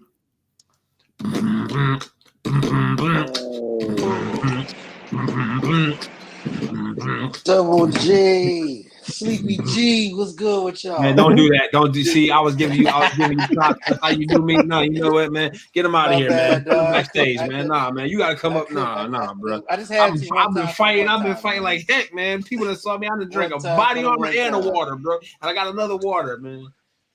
I'm gonna get you a Red Bull. I got you. Hey, Doc, we need you locked and loaded here, man. Everybody, it's playoff time, and yeah, Miami's defense shows out just like San Francisco did the Cup. Plus, every time he gets a big play, it's a penalty. He's not lying. I mean, this goes back to the Cowboys game. Week, I got 0 points off of Cup this week, like zero. I had nothing off of Cup. You know, I did too, but I was on a bye for the playoffs. So the other one, I did have Jennings though, and so I've been trying. Jennings didn't do nothing. No, he did not. Neither did Debo. I just did horrible this week so far. I'm on a 2-game losing streak when I was beginning the season at 8-0. Listen, this is the thing that I'm discovering with the pick'em, right? And I do the pick'ems. I just pick the teams. You know what I mean? I can give advice based off of what I see in fantasy, but the pick'ems. What I find is at this time in the season, teams that started with losing records, every team has pretty much figured themselves out, or they start to find a groove. So the big teams, the good teams are remaining good. There were some teams that just simply started out of the gate slow. It could have been huge major injuries to starters that messed up the team dynamic. So now the team is battling back. They got everybody together and they're, 3-6, right? Or 4, you know what I'm saying? They're 3-6. So now looking at 4 and 5 and 6. Look at the Rams, for example. The Rams are playing much better than a 5-6 team, right? At the same time, some teams are getting figured out. They're getting exposed. Do the Cardinals look as good as a 6-7 team? We don't know. You know who looks horrible to be 12-1? The Kansas City Chiefs. That is the worst 12-1 team I've ever seen in my life. I think history suggests otherwise. What? Yeah. They barely getting by, bro. Like, they won on a missed field goal. Barely beat Denver. Like, come on, bro. Hold on. A lot of questionable calls that go their way. They Understand. All right. So understand what type of 12-1 team you're talking about. You're talking about the Kansas City Chiefs. You're talking about the Kansas City Chiefs that are in the 6th or 7th year of their dynasty. They are horrible right now, bro. I'm not saying they're bad. I'm talking about right now, this year. I'm not saying they did dynasty. I get off. No. But what I'm trying to illustrate is why they seem to be much closer to their competition than in years past. See, if this is 3 seasons ago, then I think I'm more thinking about it in the way that you are. I got more alignment with you. I'm separating with you because I feel like this team is aging. They're still the best. And I think that once they get to the playoffs, they'll still continue to show that they are still the team to beat. But it's much closer right now. It's because, we've seen this before a few times. So now we've figured it out. Even if we can't quite get there yet, we on their heels. So that's why I think that even at 12-1, they're looking beatable, but it's like that's still the champ. Like, how good did Floyd Mayweather look in, once he got to Birdo and once he got to Birdo and once he got to Cotto and once he got, how good did he look versus when he was Pretty Boy Floyd, when he was knocking out Chico Corral? I liked him way better when he was Pretty Boy Floyd over Money Mayweather. But what I'm saying is matches like that, he got roughed up a little bit more. as well. I mean, he took a lot of punches, you know what I'm saying, before he changed his style. But what I'm saying is later in his career, he was still who he was. But while he looked like he was slowing down, he looked to be beatable. The Chiefs certainly look beatable. They are beatable. They are, but they haven't been. I mean, how many Buffalo Bills are in the league right now? Come on, bro. They was one field goal away from losing to Vegas and Denver. Understand what I'm saying? But in the Vegas game. But no, hold on. But wait. But what happened? It took a Buffalo team that was not going to be denied. Like, how many Buffaloes are out there? Well, you got to hear what I'm saying. It's like Buffalo, and it's like Pittsburgh and Baltimore. Vegas had them on their heels if the refs don't change that call from what was it? It's supposed to be okay. So if the refs don't change that call, they're 11. They lose. Right. Okay. So if the refs don't change that call, they're 11-2. Right. Okay. All right. And the Carolina game, he make that field goal. And then what's the other game? Carolina game, he make that field goal. Like they win it, they getting lucky. Okay, bro. so if like Carolina, that's why I don't credit some of these. Listen, if Carolina makes the field goal, they're 10-3. Okay, I'm just saying they still don't look good to be this. They don't look good to be 12-1. I'm sorry, they don't look that good. All right, so what I'm saying, that's all I'm saying. They just don't look that good, bro. They barely getting by on people. So I get Doc's say point. They dominant like that because they and I'm suggesting to by. you, they're not BTA in teams. I'm okay, but I'm suggesting to you that this for me is par for the course. For a team that is, we got to understand how old they are, how long Brady they've been together, how many years we've been seeing this. How many years have teams out? Huh? Excuse me? Said Brady and them was blowing teams out, so I don't want to hear that excuse. Jimmy said the Chiefs are so whack, they're not going 12-1. They're getting first rounded. I mean, they'll make it past the first round, but I just don't think they're playing really good football right now. And that 12-1 record does not speak for them at all. They're not playing like they're 12-1. And listen, you just described to me. that team is not 12-1 perfectly. And I'm saying, all right, they're not 12-1. They're not playing like they are. They're 10-3, or they're 9-4. In which case, even if I ain't gonna say 9-4, I'll give them the 10-3. Well, what I'm saying, all right, so what I'm saying, all right, so listen, name. Okay, so what other team is hotter than them? In their division? Period. Remember the 10-3. Remember the 10-3 Steelers. The Lions is hot. The Lions is hot right now. Listen, the 10-3 Steelers lost to the Browns in horrible fashion. Lions is hot right now. Philly is hot right now. I was about to say Pittsburgh, but you're right. They did have a little fumble, but they still hot right now. Players mess up. Real quick to jump into Jelly of the Month's question, I'm going actually Waddle on this one, especially with you being a slight favorite. It's not just that they're coming off a good week. It's more importantly that Houston's allowing the 6th most fantasy points per game to wide receivers this year. In the last 8 weeks, they're top 5 in explosive pass play rate allowed to perimeter receivers. Not only that, you may see Stingley against Tyreek. I know a lot of you guys have asked about Tyreek Hill. That's why I am kind of a little off of him with that. And so he's shadowed a lot of the top receivers this season, of course. But he's kind of a neutral plus minus for their expected versus their actual. So Tyreek kind of stays in that wide receiver 1. It's just something to keep in mind because he does get a high rate of first read targets. And then what it does also is it could put Waddle into the wide receiver 3 bucket.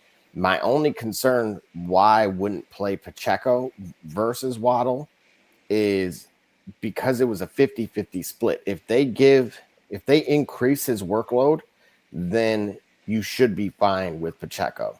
But the problem is, Gully, tell him about the Cleveland defense. As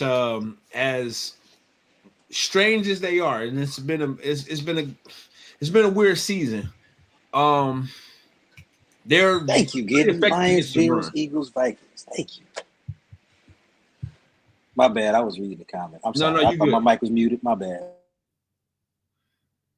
The Lions, Bills, Eagles, Vikings. Right. All right. Pittsburgh. Yeah, my bad. I thought my mic was muted. I didn't mean. You all right. You all right. You all right.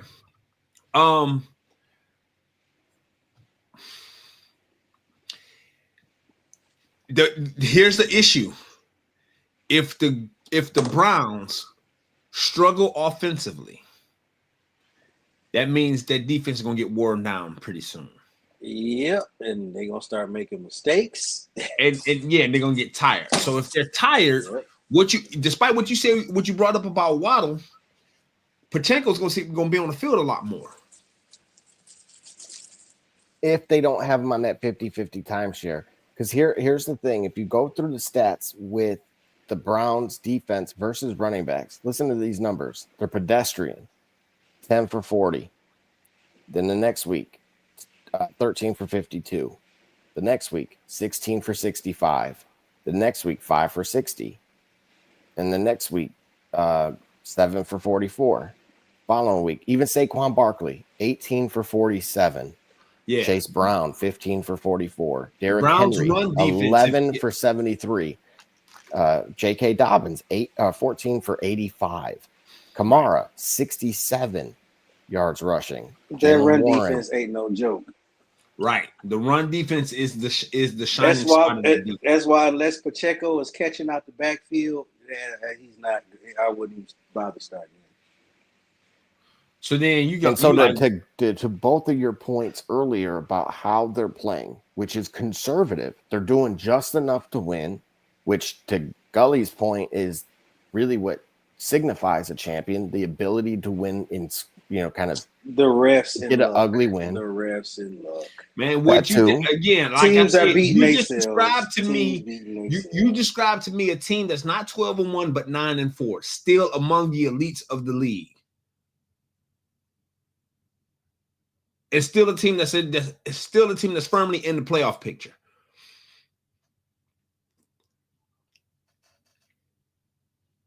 Yeah, you can't argue that, right?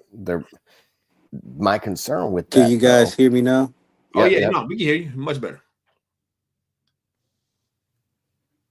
Yep. So, no, we lost you a little bit. So here we go. Weather is the worst in Cleveland. They just lowered Winston's projected points. Mm-hmm. That's a great point, man. I'm at 73 degrees in Tampa, Florida. So I don't know what's going on. All right, nobody asked you, bro. Ain't nobody asked you all that. It's 73 degrees. All right, ain't nobody asked you all that. Palm trees out there. Yep. Hey, but that's the funny thing, man. All the natives are wearing jackets and stuff, and you know who's out here in shorts and right, a short sleeve tee. Hold on. Gibby's suggesting to go with Baker instead. Even though it's a tough defense, he's going to score. And again, how much merit? And I'll ask you both, right? Coming off of bye weeks, I just see a different level out of a team. Like they look more crisp that particular week. Every time I want to write them off, it's like, oh, that team came off a bye week and they look phenomenal. Right. And see, even Killer Kev's acknowledging Baker's been balling, and it is hard to pivot. You both aren't wrong. It's just if they get Joey Bosa back, this is already not the greatest line in the world. But what that does mean is dude's going to have to throw the ball. Yeah. So. And Joey Bosa was on the team when Baker planted that field. I think Bosa was on it. Yeah, he's a Chiefs fan. Is he a Chief or a Bills fan? Or how can I be a Chiefs fan? Well, what did I say? What did I say a few minutes ago? I said I can't hear Gilly. I mean Gully. Yeah, exactly. I said a few minutes ago, the team that beat them this year made it undeniable. They didn't make it close. And that was the Bills. They played with purpose, and it was not going to be denied. How many teams are like that in the rest of the AFC or in the NFL period? Y'all described it. Philly's pretty hot. Pittsburgh's pretty hot. Minnesota's pretty hot. Detroit is pretty hot. And whom else? Good. Whom else? So if you're not one of those teams with a purpose to be able to play against a team like this, Wait, Njoku not playing? Yeah, I guess not. Oh, I haven't looked at my fantasy in a couple days. So I didn't know. Last time I checked, he was questionable. Oh, I gotta go switch that out. I gotta go swap that out. Goddard is out, so I really have no tight end for this week. Uh-oh. Didn't Waiver think wire. that one through. Yeah, I'm gonna have to. I didn't think that one through. I'd be so busy, man. Hey, I'll give you one. Speaking of this Chargers game, tight ends have historically, I don't know what happened to Brock Bowers last week, but historically they've done very well against Tampa. Go ahead and no, his name is Smart. Smart. All right, let's go check him out. I need a quick plug and play. I don't plan on keeping these people forever, but I need a quick plug and play. No, this is a one. I believe his last name is Smart. Let's see, because the dude that was playing, he's gonna have to find another career. He's gonna have to sell car insurance or something out. I had seen enough out of him. Stone Smart. That was right. So give me Stone Smart. So we got God's Honest Truth tapping in. He says, I see what you're saying, and I dig it. Most of all, it's a wise decision-making, strategic, not just relying on the actual players. Got Hurts, but Lamar played on Monday, and I won. Kelsey game. It's his hometown. Great track record in Cleveland. Who's got the data on that? Does Kelsey always go off against? He's only played in Cleveland once in his career. He did score a touchdown. But now against Cleveland, that's a different thing. Right. But yeah, he's only played in Cleveland once.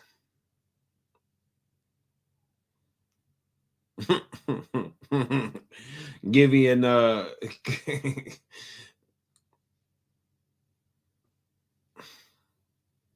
he's definitely biased. Givey, how are you going to lead into that with what you said prior? I'm taking Seattle over the Chiefs. Doc told you. Doc, you told us waiver wire. You supposed to use it too. Yes. Hey, I stay on that waiver wire. I've been slipping this week, but I'm gonna get back on it. Oh, waiver wire is my friend. I think you all should get real acquainted with the waiver wire, especially coming up here around playoff season. Unless you can get lucky and make trades for people that got eliminated. I mean, it always works too. Like, they ain't playing for nothing. So go ahead and trade away those players. Well, man, you missed that earlier. So listen to Givey's situation. So it is a money league, but it was like he's related to everybody. And I'm going to say basically either brother-in-law or brother went and took one of his quarterbacks that he had dropped last week because he's playing against the spouse. So he couldn't use that player, even though that guy was eliminated. His flex can't be this hard of a question. You're going to have to type it again, Givey.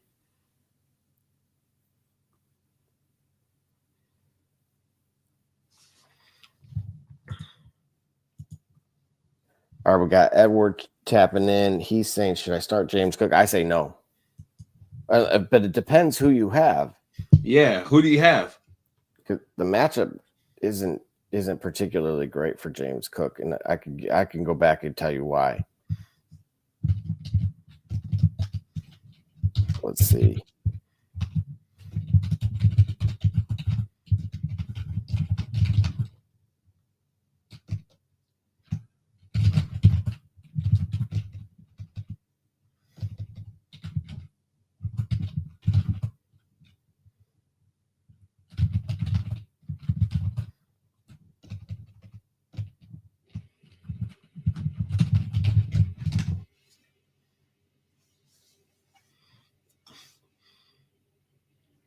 Yeah, bring up Edward's comment real quick.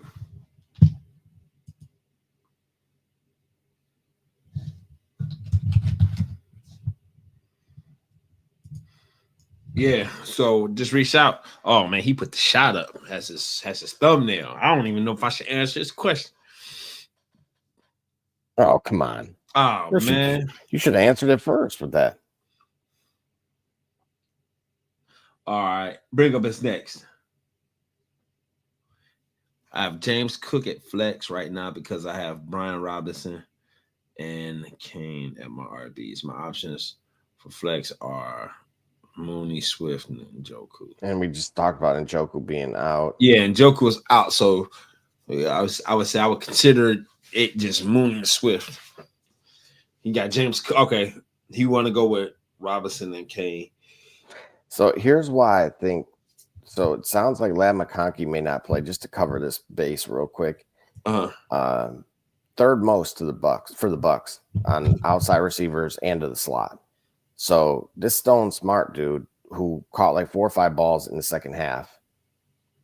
You're talking about there's potentially Brick Hands, who had the best game of his life on primetime TV, who nearly cost me a game 2 weeks ago. I ain't betting on him.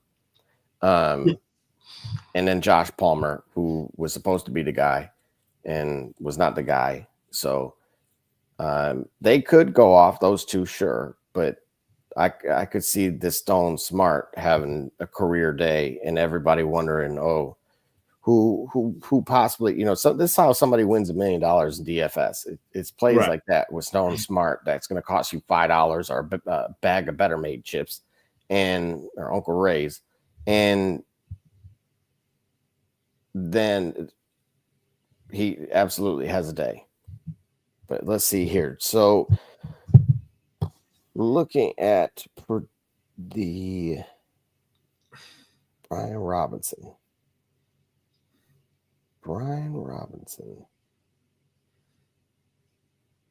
are they going against? Here we go.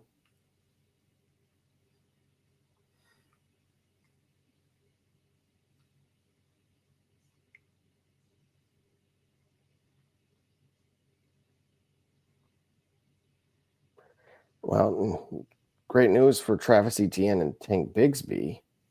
Tank Bigsby out-touched Etienne 19-8 against Tennessee. Wow. That was back when Bigsby was reliable.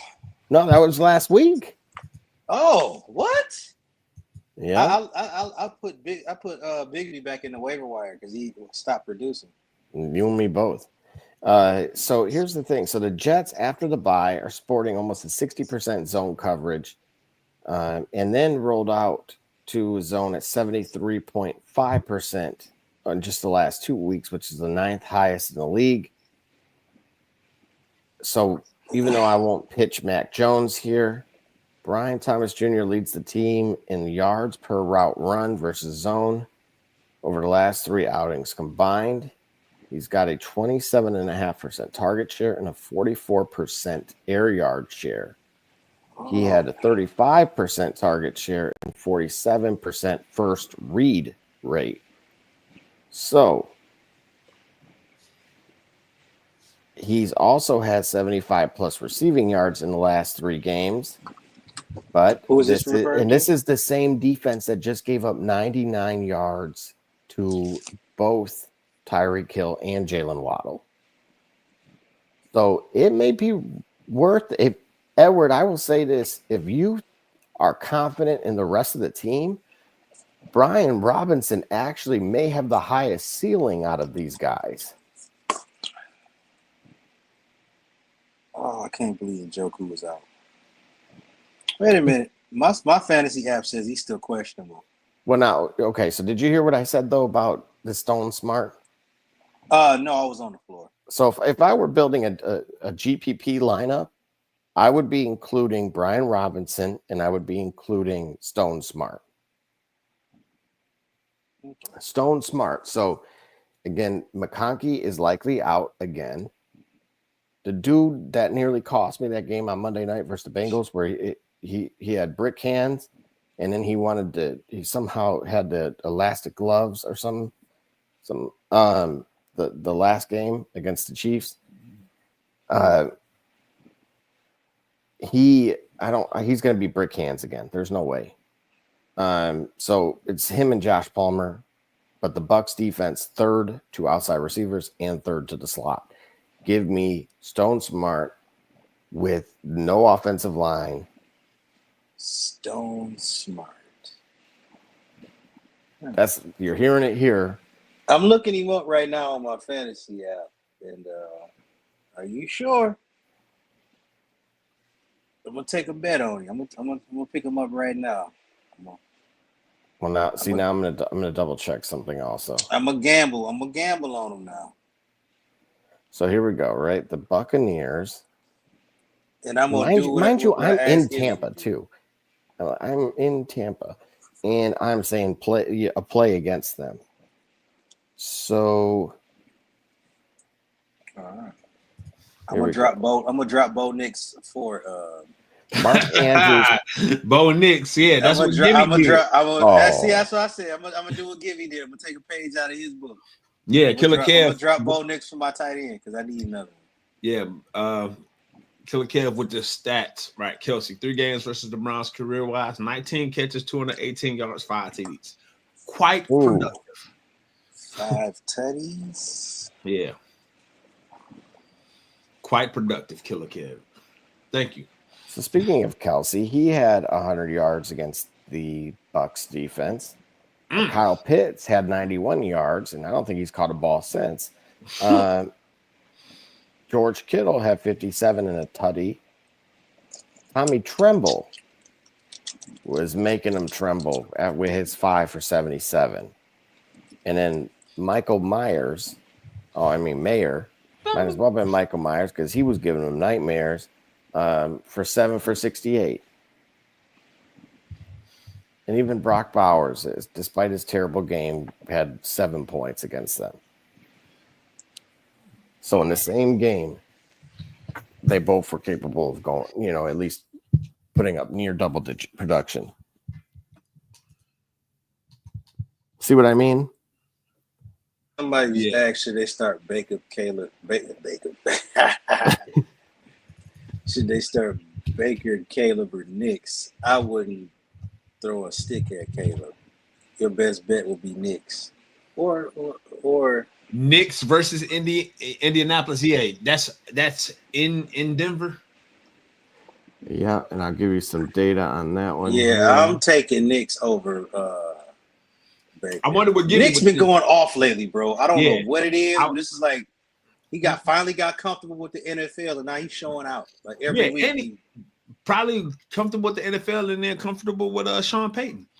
Yeah. So check this out too. This is a massive. We talked about these games meaning something for us, but they also are better when they mean something for them.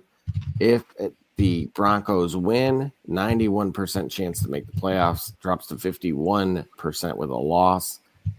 Also, the Colts, if they were to win, they're at 51%. If they lose, 6%. They're not winning with the Indianapolis Colts aren't winning anything with Anthony Richardson at quarterback. He's too immature, in my opinion. I don't see him stepping up in situations where they really need him or where they're down bad. Hey, did Givey ever retype it? No, he didn't. Yeah, he did. Flex, Bucky, DJ Moore, Tracy Dowdle, or ETN. But you know how I feel about my boy Bucky. Like, is he okay this week? I haven't checked the injury. I thought he's a game time decision. Yeah. Oh, well, don't even look Bucky's way because it's that soft tissue crap. Don't even. Soft tissue in limited practice is not good. Oh, add that one to the lexicon or the Pokedex. The soft tissue crab. Yeah. Travis Etienne. But remember, Etienne just got out-touched by double to Tank Bigsby. So he's out. So by process of elimination, we left with Tracy, Dotto, DJ Moore. Now, Rico has a good matchup against Carolina. Right?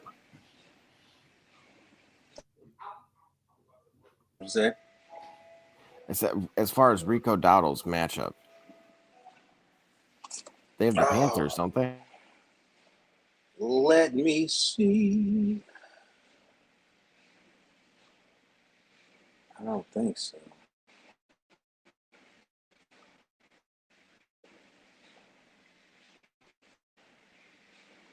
Yeah, they do. I would take Dowdle because the Panthers have a horrible rush defense. It makes me so sad too because I'm playing against him. Yeah, he has. They have it horrible might be a rush wrap defense. for I'm me, starting man.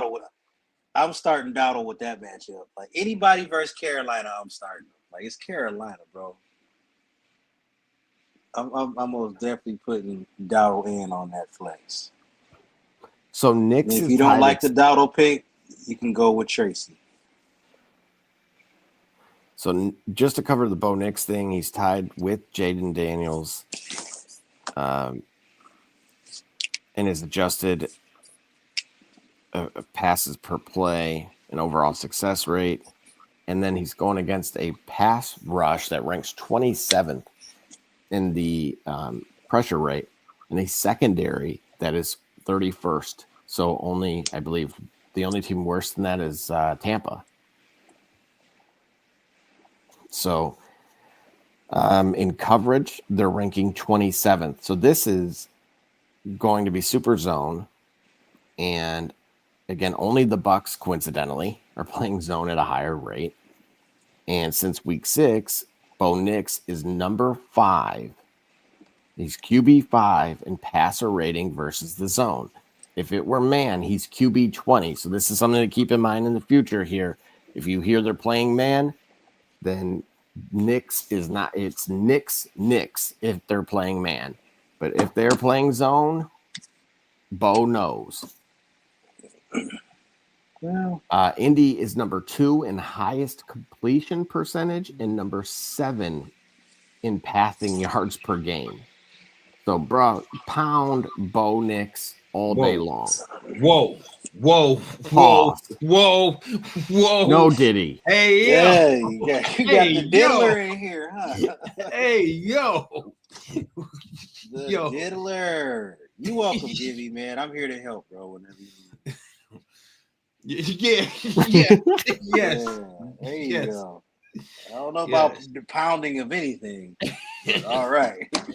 He said all day long. That was he said all day, like with such enthusiasm too, boy. Hold on, wait a minute. Yo. Nah, but the recommendation, is solid. Bo Nix. Yeah, Bo Nix. Especially even if they are playing zone, it don't matter, bro. Bo Nix, because he gonna figure it out like he always do. Yeah. Even if they don't win the game, Gibby, he gonna get are you glad we didn't avoid your question, Gibby? We got around to it, but he gave you all the credit for that, Doc. So I mean, I was the one who answered it first. I'm the one who answered it first one because I actually cared. So that's my boy. That's my boy right there. We're gonna be in the same. We're gonna be in the same fantasy league next year. All right, bro. All right. We're gonna be in the same. Watch, me and Gibby gonna be in the same fantasy league next year. Watch, coming to a league near you. Better watch out. Yeah, y'all better watch out because I'm doing more of this. Y'all better watch out. See what I do? Pick 'em. Yeah, for as far as Rico Dowdle goes, 22, 25, and 19 in terms of touches over the last 3. As we talked about, the Panthers are 31st in the EPA versus the rush, 32nd in defensive success rate against the run. They've allowed the most rushing yards per game to opposing running backs and the most fantasy points. Look, dude, if it's not now, when would it be? Which, again, I'm playing against him, which makes me want to cry. Right. Sorry, we got tissue for you. Roll it back. All right, man, we got you, bro. We got you, Gibby. I got you. All right, Gibby. All right, we gonna get that together, man. Just put us all on blast. All right, Gibby. I'm here at 7 minutes. Boy, my man's Gibby, dog. He was like, yo, he had us on the clock. Like, all right, Gibby. All right, we got you. Right. We need to be more timely with our responses and replies, Gibby. We will do better next time. It's been an hour and 38 minutes. I feel like I'm that time clock, like, man. Right. We'll never get to it. Right. I got you. All right. So this next segment is called Save Double J. Who are you starting today? Yep. Oh, wait a minute. We got a question real quick. Oh. Hopefully, Givey don't get upset that we're going to answer this question in a timely manner, seeing as how he waited an hour and 38 minutes for his. Yeah, but it's horrible. Higgins or Brees? PPR. Higgins. I don't like stay Brees, away. man. I don't even think Brees Hall's going to play. Well, there we go. And even if he do, he ain't going to play. Like, him and Breland going to be fighting for 2 yards each. It don't matter. Like, I'm not gonna lie, Breland did have a decent game last week, but it still wasn't worth starting. But yeah, I'm most definitely going Higgins over Brees for sure. Like Brees, like what kind of name is that?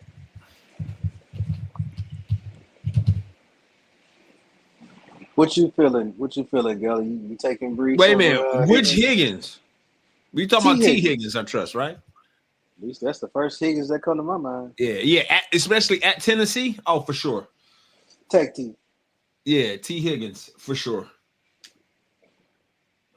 Dang. So it does sound like Brees Hall's going to play. Ooh. I heard that. Ooh. I don't want. You see the comment? I ain't see it. I mean, I could just tell Barbershop Jay. Oh, Givey, go ahead and tell Givey. As if you weren't already committed to doing that, Givey. Oh, act like we did Barbershop got a spy in here. No, I'm not taking Brees, man. He coming back from injury as well. Like, come on, man. What is with y'all trying to start injured players? Like, come on, Double J. You about to give us some analytics on an injured player? No, I was more so just going to talk about the matchup itself. So again, they ranked 29th. Yeah. 31st in rush success over the last month. They've given up the third most fantasy points per game to the running back position over that time.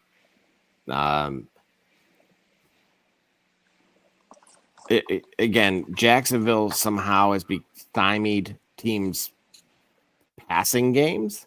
They did it to Stroud. They just did it to, Will Levis, if you want to really kind of use that as a litmus test. But two kind of struggling quarterbacks here late. But it's not like Rodgers. Unfortunately, he's kind of entered that chat with those guys because he hasn't been fantastic either. So, obviously, Evan Ingram is done. You guys talked about Brenton Strange a little earlier. And again, I'll reiterate that this same defense, that being the Jets defense, gave up 100 yards apiece to Tyreek and Waddle.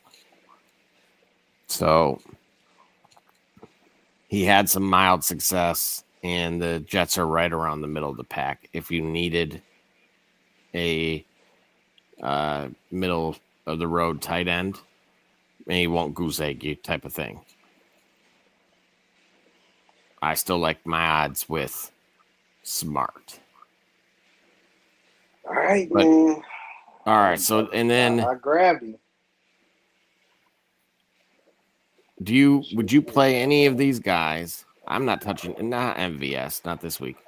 But would you put either JSN or Devontae Smith over either McLaurin or Taylor or Bryce Young? Wait, will we do what? Yeah, do you see that here on the screen? Yeah. We're trying to save me here because I'm on the brink of losing. All right, you asking who will we start? Yeah. So now the script has been flipped. Okay, we got the current starting lineup is Burrow, Ramondre Stevenson, Tyrone Tracy, Terry McLaurin. Obviously, Jennings just disappointed me. I think McBride is fine. It's not the best matchup, but it's not the worst. And then 2 points. Taylor and then Bryce Young. Would you Bryce switch? Young? Well, see what I'm saying? But look at this is all that's here, man. What's your waiver wire look like? Drake May. Nah.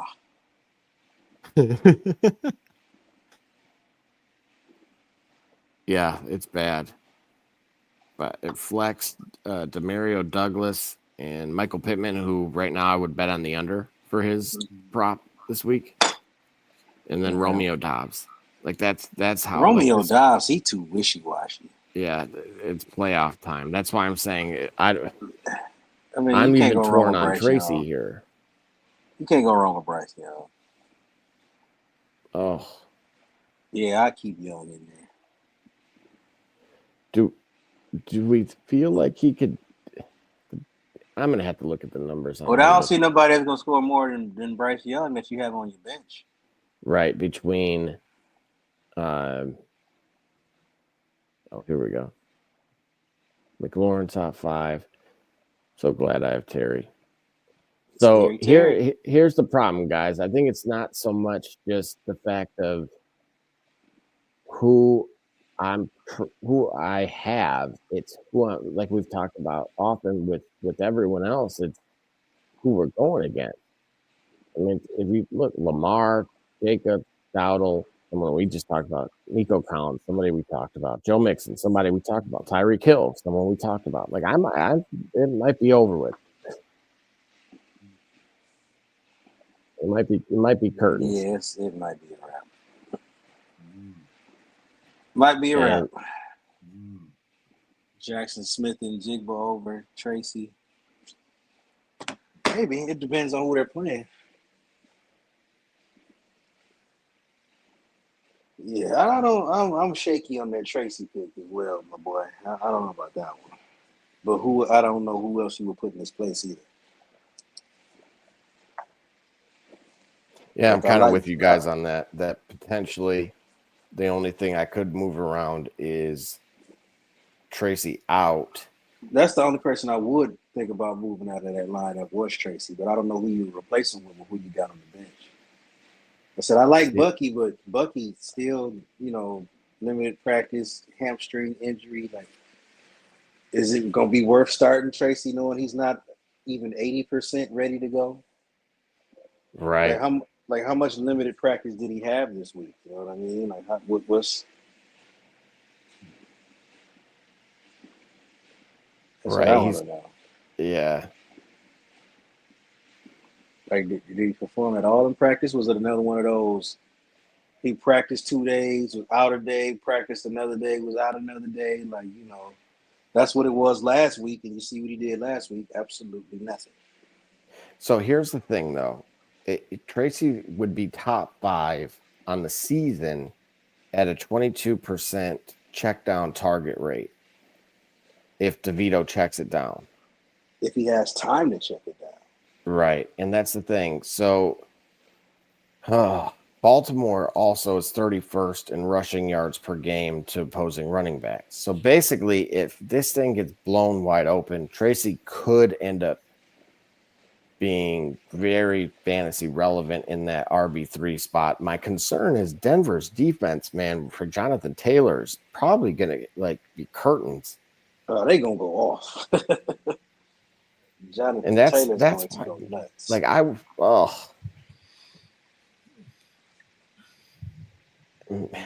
the Colts line is all beat up. Denver holds opposing backfields to 3.71 yards per carry, the third lowest in the league. But they give up one of the highest pass rate reception rates to running backs. So because it is PPR, oh man, it may not be enough anyway, but that's why I doubt it'll come down to Bryce Young. I'm gonna have to take a deeper dive between him and as far as Devontae Smith goes, I kind of shying away from that. But Green Bay, he's been getting all the targets over there in Philly lately. That's why AJ Brown and Jalen Hurts have been having difficulty. That's a good point because they were asking about AJ Brown a little earlier, and he's not getting targets like that. I think he had like 5 or 6 targets last game. Yeah, and it's been the discussion behind that is it's leaked out to the press, right? To the point where other guys are commenting on it, about how he should handle himself, and so. But that is Philly's issue. They lean so heavy on the run game that they've forgotten about the receivers. So I'm not necessarily upset with A.J. Brown said. I'm just upset how he went about it. You know what I mean? Like, don't out your quarterback like that and say, "Oh, we need to throw the ball more." No, just say, "Hey, we're making it. We win it off the run game." I'm not upset about not getting targets. Just be like Amon-Ra. I'm just doing whatever I can to ensure this team gets the victory. So if you got to block all game. Block all game. Don't complain about, we need to throw the ball more. Y'all might need to throw the ball more. That could put away some of these games. But at the end of the day, you still winning. So don't complain about the quarterback not throwing the ball. Just go. So, Doctor asking, would you go? Oh, man, you're going to trust Danny DeVito on my Jersey Mike sub. All right, let me see. Who asking what now? Go with A.J. Brown versus Pittsburgh or London versus Las Vegas. All right, London. So check this out. Check this out real quick. So in terms of A.J. Brown, okay, so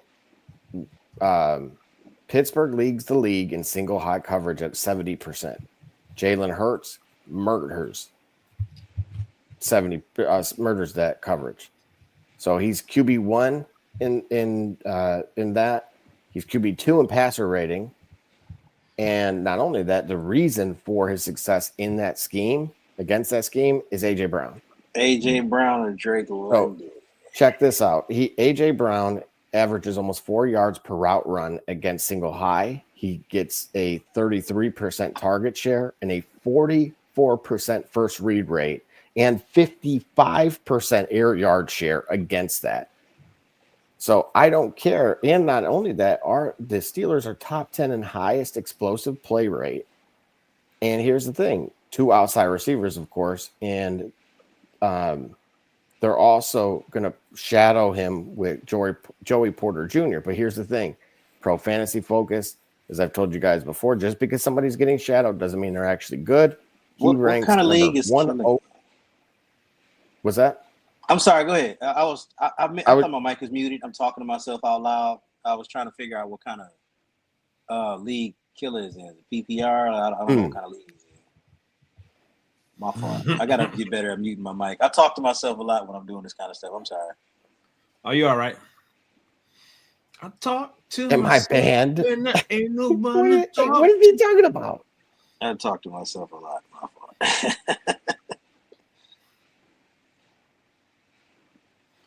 Yo, appreciate you. Yeah, we appreciate you, Gibby. He said I've been with them since week 5 for sure, man.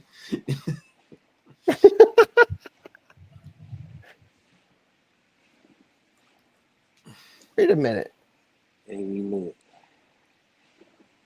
Yeah, that is the God's honest truth right there. There is a chance they could all go crazy. And there is a chance. But we need to figure out what's the more likely of those things happening. You know? Honestly,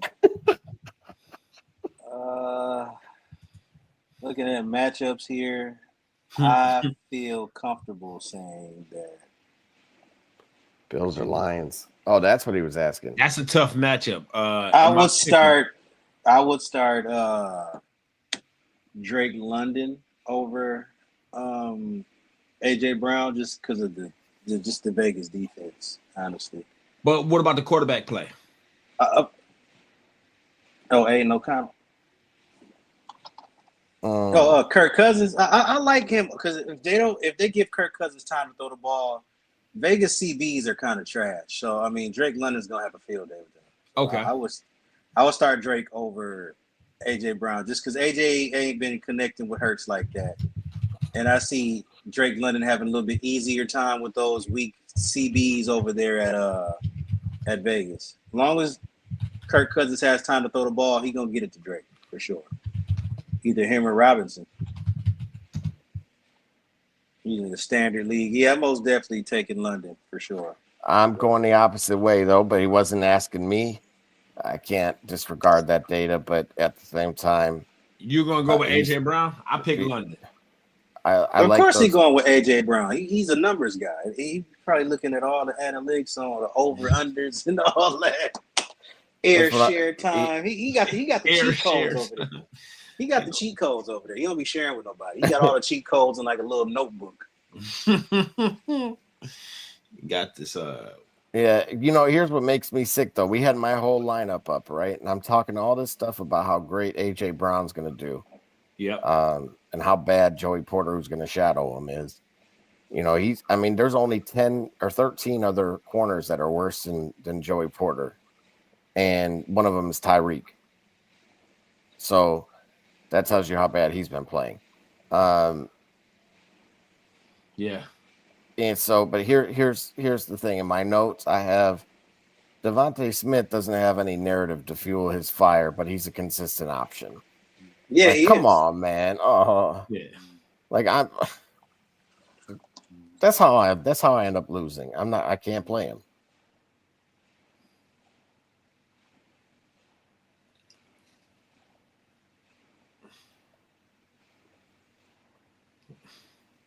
Yeah, buddy, I'm with Travis there. London versus Vegas, baby. That's the better matchup right there. See what I'm saying? So hang on, bear with me. I'm going to look at the Vegas defense. Wait, he said something about Monty. I got David Montgomery. Here we go. Hubbard, Dowdle, Robinson, Carolina, and Dallas suck at run D. I'm taking Dowdle over all of them. Taking Dowdle? Yeah, for sure.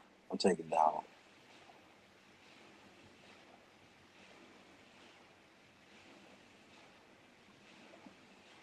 I was definitely taking Dowdle.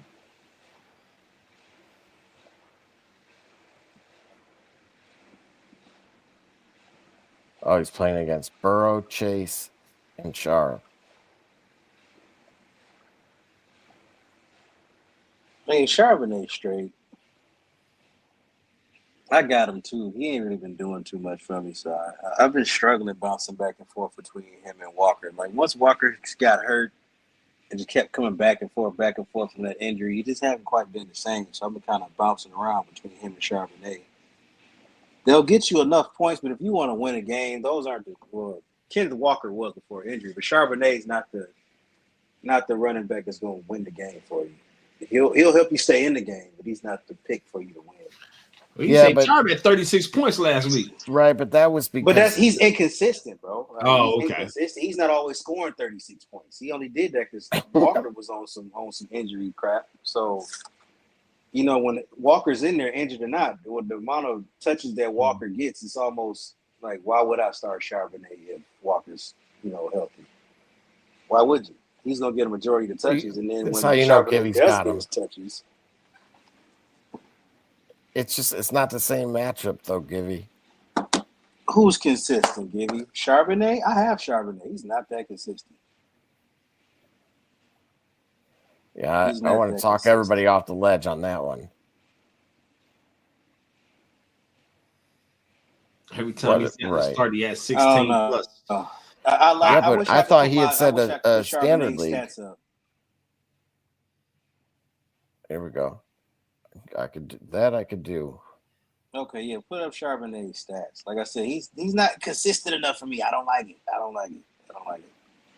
I don't know what kind of league you're in, Gibby, but my league, he's not that consistent. And I have him on my squad. I actually have him. He's on the bench right now as we speak. But they hiked up his points, though. He was only projected 12. Now he's projected 16. So that's just another sign that Kenneth Walker is not going to start. Or he might start. And they're playing Green Bay, bro. I just don't see Charbonnet going off like that in Green Bay.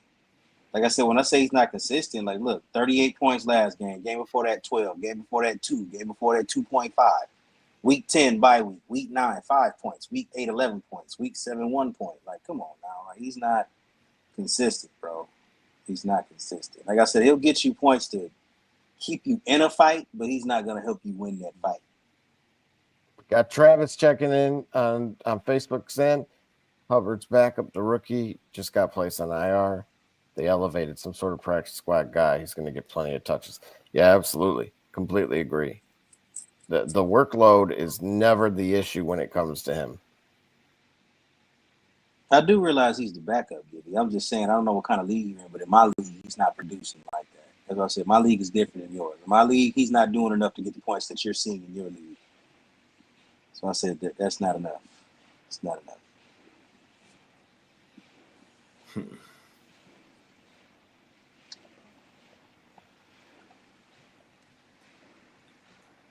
Burrow, Cook, Sharp, Chase, Addison, Neighbors, Juan Johnson, Brian Robinson, VRS, Baker, Stroud, Byte, Kyron, Jetta. Hey, he got a squad, bro. Yeah, he does. Well, no, he's going against that team. I'm taking his team. He got Baker, Stroud, Bijan, Kyron Williams, who's a beast. He got my boy Jets, Nico. I'm putting London over A.J. Brown in there. James Conner's a solid back, and you got Kelsey. Seattle at home. Can't underestimate the 12th man energy.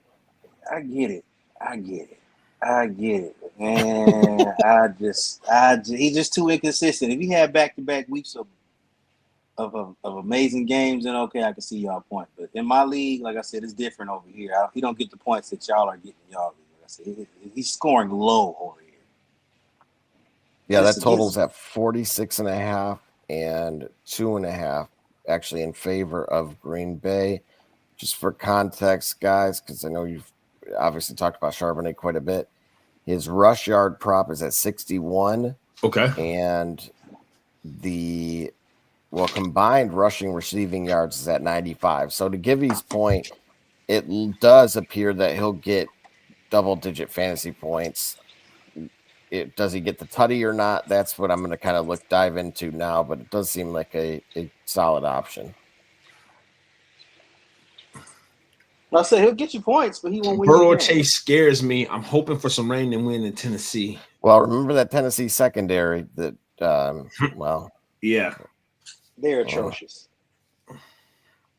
Now, wait a minute. He's saying he's hoping for some rain and wind in Tennessee. Are you playing against Burrow and Chase? Mm-hmm. Oh, yeah. Yeah, you cook, my boy.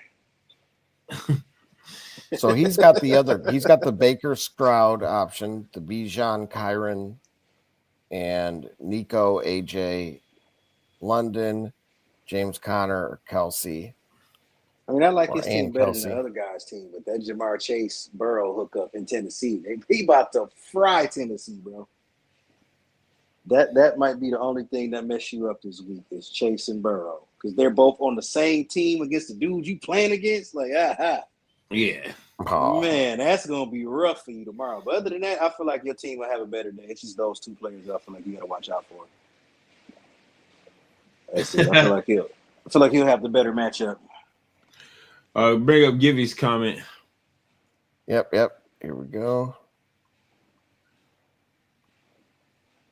He said, "What's Chase getting trash?" Man, he was showing out. It's gonna be a shootout, but that Jamar Chase and Joe Burrow, boy, they finna light it up. Yeah, they are finna light it up. You better pray the defense comes alive tomorrow. Ooh-wee. I'll be watching. Oh, I think Gibby asked this again. We're gonna get this again. What do you ask? Would you start? Oh, wait a minute. We got a couple more. We got Travis asked. Flex option. Shout out to Travis Hunter for winning the Heisman, by the way. Yeah. We did that earlier. Yes. I can't. I missed out. I joined a little late. No, you fine though. No, but it's worth celebrating, man. I'm glad they got that right for him. I'm glad they got that right. So, hey, well, we had God himself or someone, of course, in there. Who was that earlier? Or one guy? God's honest truth. So we got you. Yeah. I am not starting DJ Moore over Scary Terry or CD. Yeah, I'm starting Terry. I'm starting Scary Terry. That's over both of them. Yeah. I'm starting Scary Terry over CeeDee Lamb and whoever they got back there. Tristan Thompson or whatever that boy's name is. Tristan Thompson. Wait, wrong sport. God, wait. Hold on. Wait a minute. Tristan Thompson, Skylar Thompson. I don't know, one of them Thompsons. DJ Moore is playing the worst pass. He's playing the worst pass defense, though. I get it. Yeah, I understand. I just don't trust it. Yeah, Cooper Rush. I knew it was one of them. Cooper Rush, Skylar Thompson. I don't know. Gold Coop. It don't matter. Well, but this in Minnesota. Being that it's in Minnesota. Yep. Just to cover Terry, Saints man coverage has led them to giving up the fifth most fantasy points per game to the outside receivers in the last month. They're also 29th in explosive pass play rate allowed from a season-long vantage point. So fire up Scary Terry. We'll go another 100 yards. So we'll make it, instead of 10 out of 11, it'll be 11 out of the last 12 weeks. I'm going Scary Terry. Yeah, that's right, Givey. That's right. Appreciate it. Yeah, that's my brother. That's my brother from another mother right there, man. Oh yeah. I wish I could see the family resemblance. Right, for sure. Sure. Burrow is the Tennessee pass defense ranks 8th in pass rush win rate. And see, that's the thing. If they weren't hurt a little bit, so Tennessee's 28th in defensive drop back success. Oh man, oof. So with T. Higgins and Jamar Chase, they're crushing the zone, and that's what Tennessee's been running. And unfortunately for in this case, Jamar leads the team in target share at 26% and a first read rate of 35% and air yards at 38%. And T's right behind him. We're supposed to be making Killer feel good about the game tomorrow. You're just destroying his dreams with all these facts. Chill, bro. Well, chill. No, the only thing I can maybe highlight is that last week they kind of ignored T. Higgins, so they might just try to utilize him a little bit more. Chill. Killer gonna start watching. Oh man, I'm sorry, Killer. We don't do this often. 15 in the first quarter and 2 in the final 3. See what I'm saying? Why I ain't putting no CeeDee Lamb in there. He ain't got a quarterback that's gonna throw the ball to him. I'm straight on anything Cooper Rust. I agree. I'm straight on anything. Any kind of situation like that where the backup is not back up in the way he should, I am not starting that star receiver. Why? Because they have no chemistry. This quarterback is not the starting quarterback. Yeah. He just got thrown to the wolves, and they said, win us a game. Like, you don't know these receivers' tendencies. You don't know when the play is going, once the play starts to break down, what is his receiver's tendency? Which way is he going to break? Is he going to come back for the ball?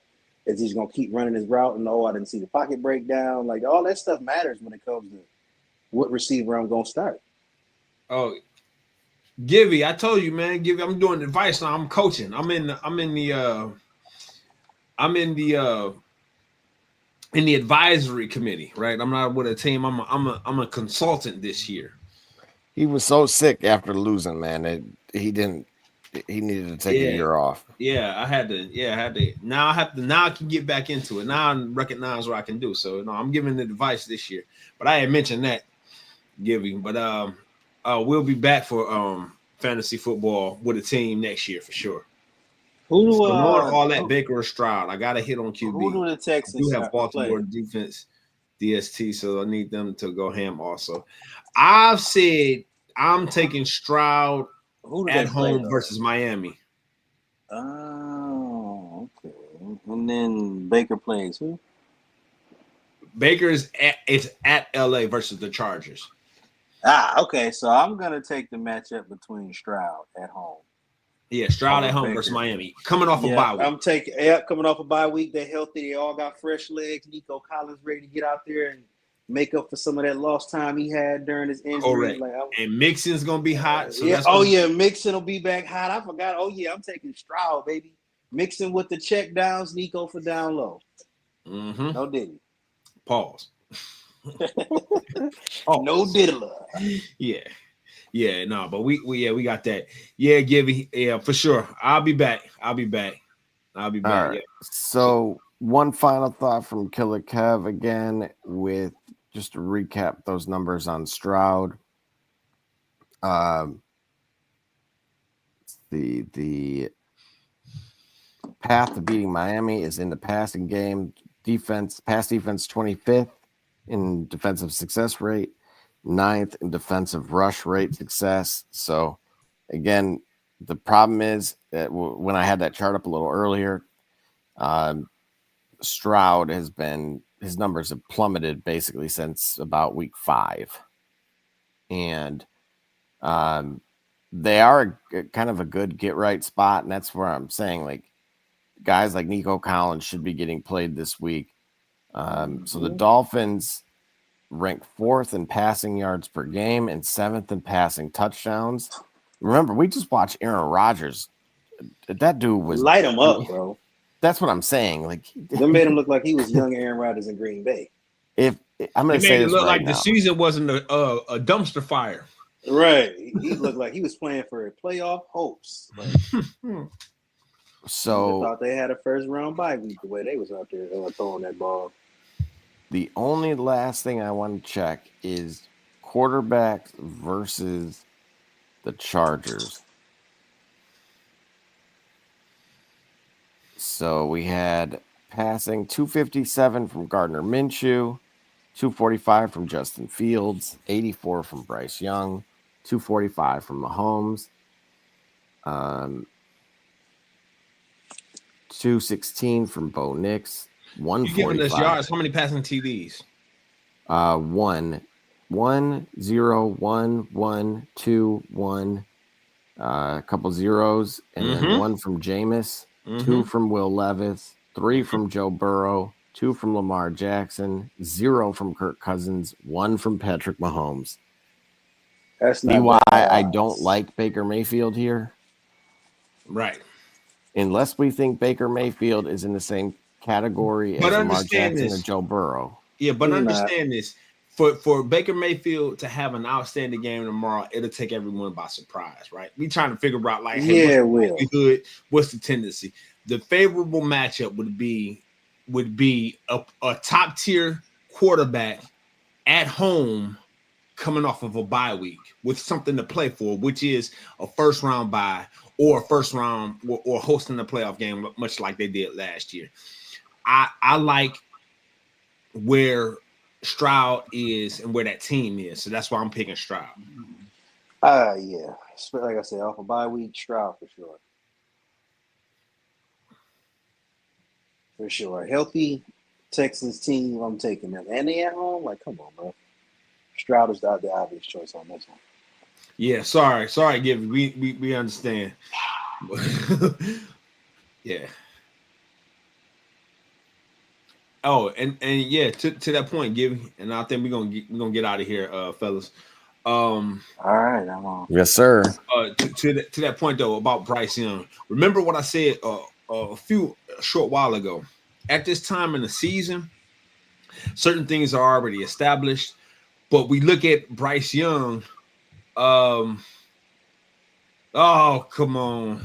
All right. We'll hey, you got to fire them off real quickly because we're going to get out of here, but we can answer a couple of them. We can answer a couple of them. We're about to close it down.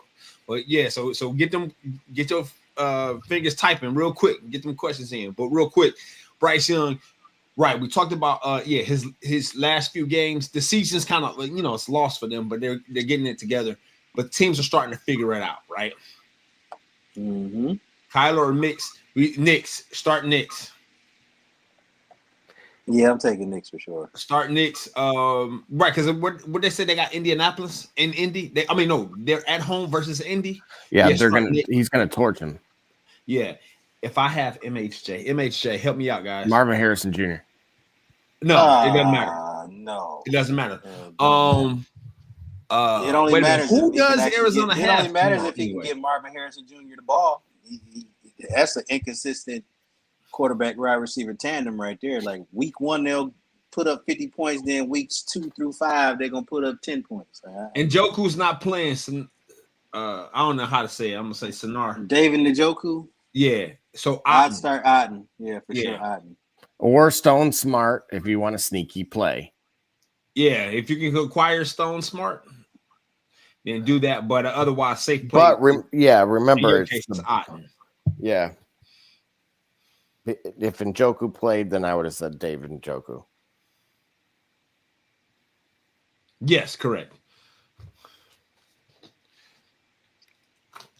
Yeah, I'm taking Otten over Njoku. Yeah. I still got Njoku in my lineup. I got to hit the waiver wire and get me another tight end. So yeah, hey, join us next week. Actually, so now we do this a lot, man. So matter of fact, it would be a good way. Sanat and Killer Kev, thank you guys. I just absolutely, man. But see y'all next week, man. We in the playoffs, so hopefully everybody get these dubs so we can get into next week. Yeah, so hey, everybody get it. Good night's sleep. Obviously, let's get these dubs tomorrow, and then Gully and I'll be back on Monday doing some turnbuckle talk as always. And I'll be in the comments. Yep. Oh, Jimmy. And I'll be back up north in the frozen tundra. Yo, I got a little shutdown coming up here pretty soon, so I'll be off for 12 days. So I'll be able to join y'all on a Monday and a Wednesday and a Saturday show. Yep, absolutely. There we go. Yeah. Oh, yeah, for sure. That'll be cool, man. We'd be great to have you, and that way we can talk about all things wrestling and all things sports. Yeah. So, to all of us, all you guys out there through all of our different channels: Instagram, Facebook, YouTube, Twitch. X, wherever we're at. Thanks for finding us. You know what I mean? And we only do it because you guys are out here, and we able to help you get you through your day and be a welcome distraction, for everything, all the craziness going on in the world. So that being said, man, for our hosts and our guys out there, for Doc, Double J, our host, Barbershop J, and everybody, thank you for tuning in. For you. And just like Barbershop say, next time you really want to know what's going on, come to the shop. Walk-ins are always welcome. Holla. Holla.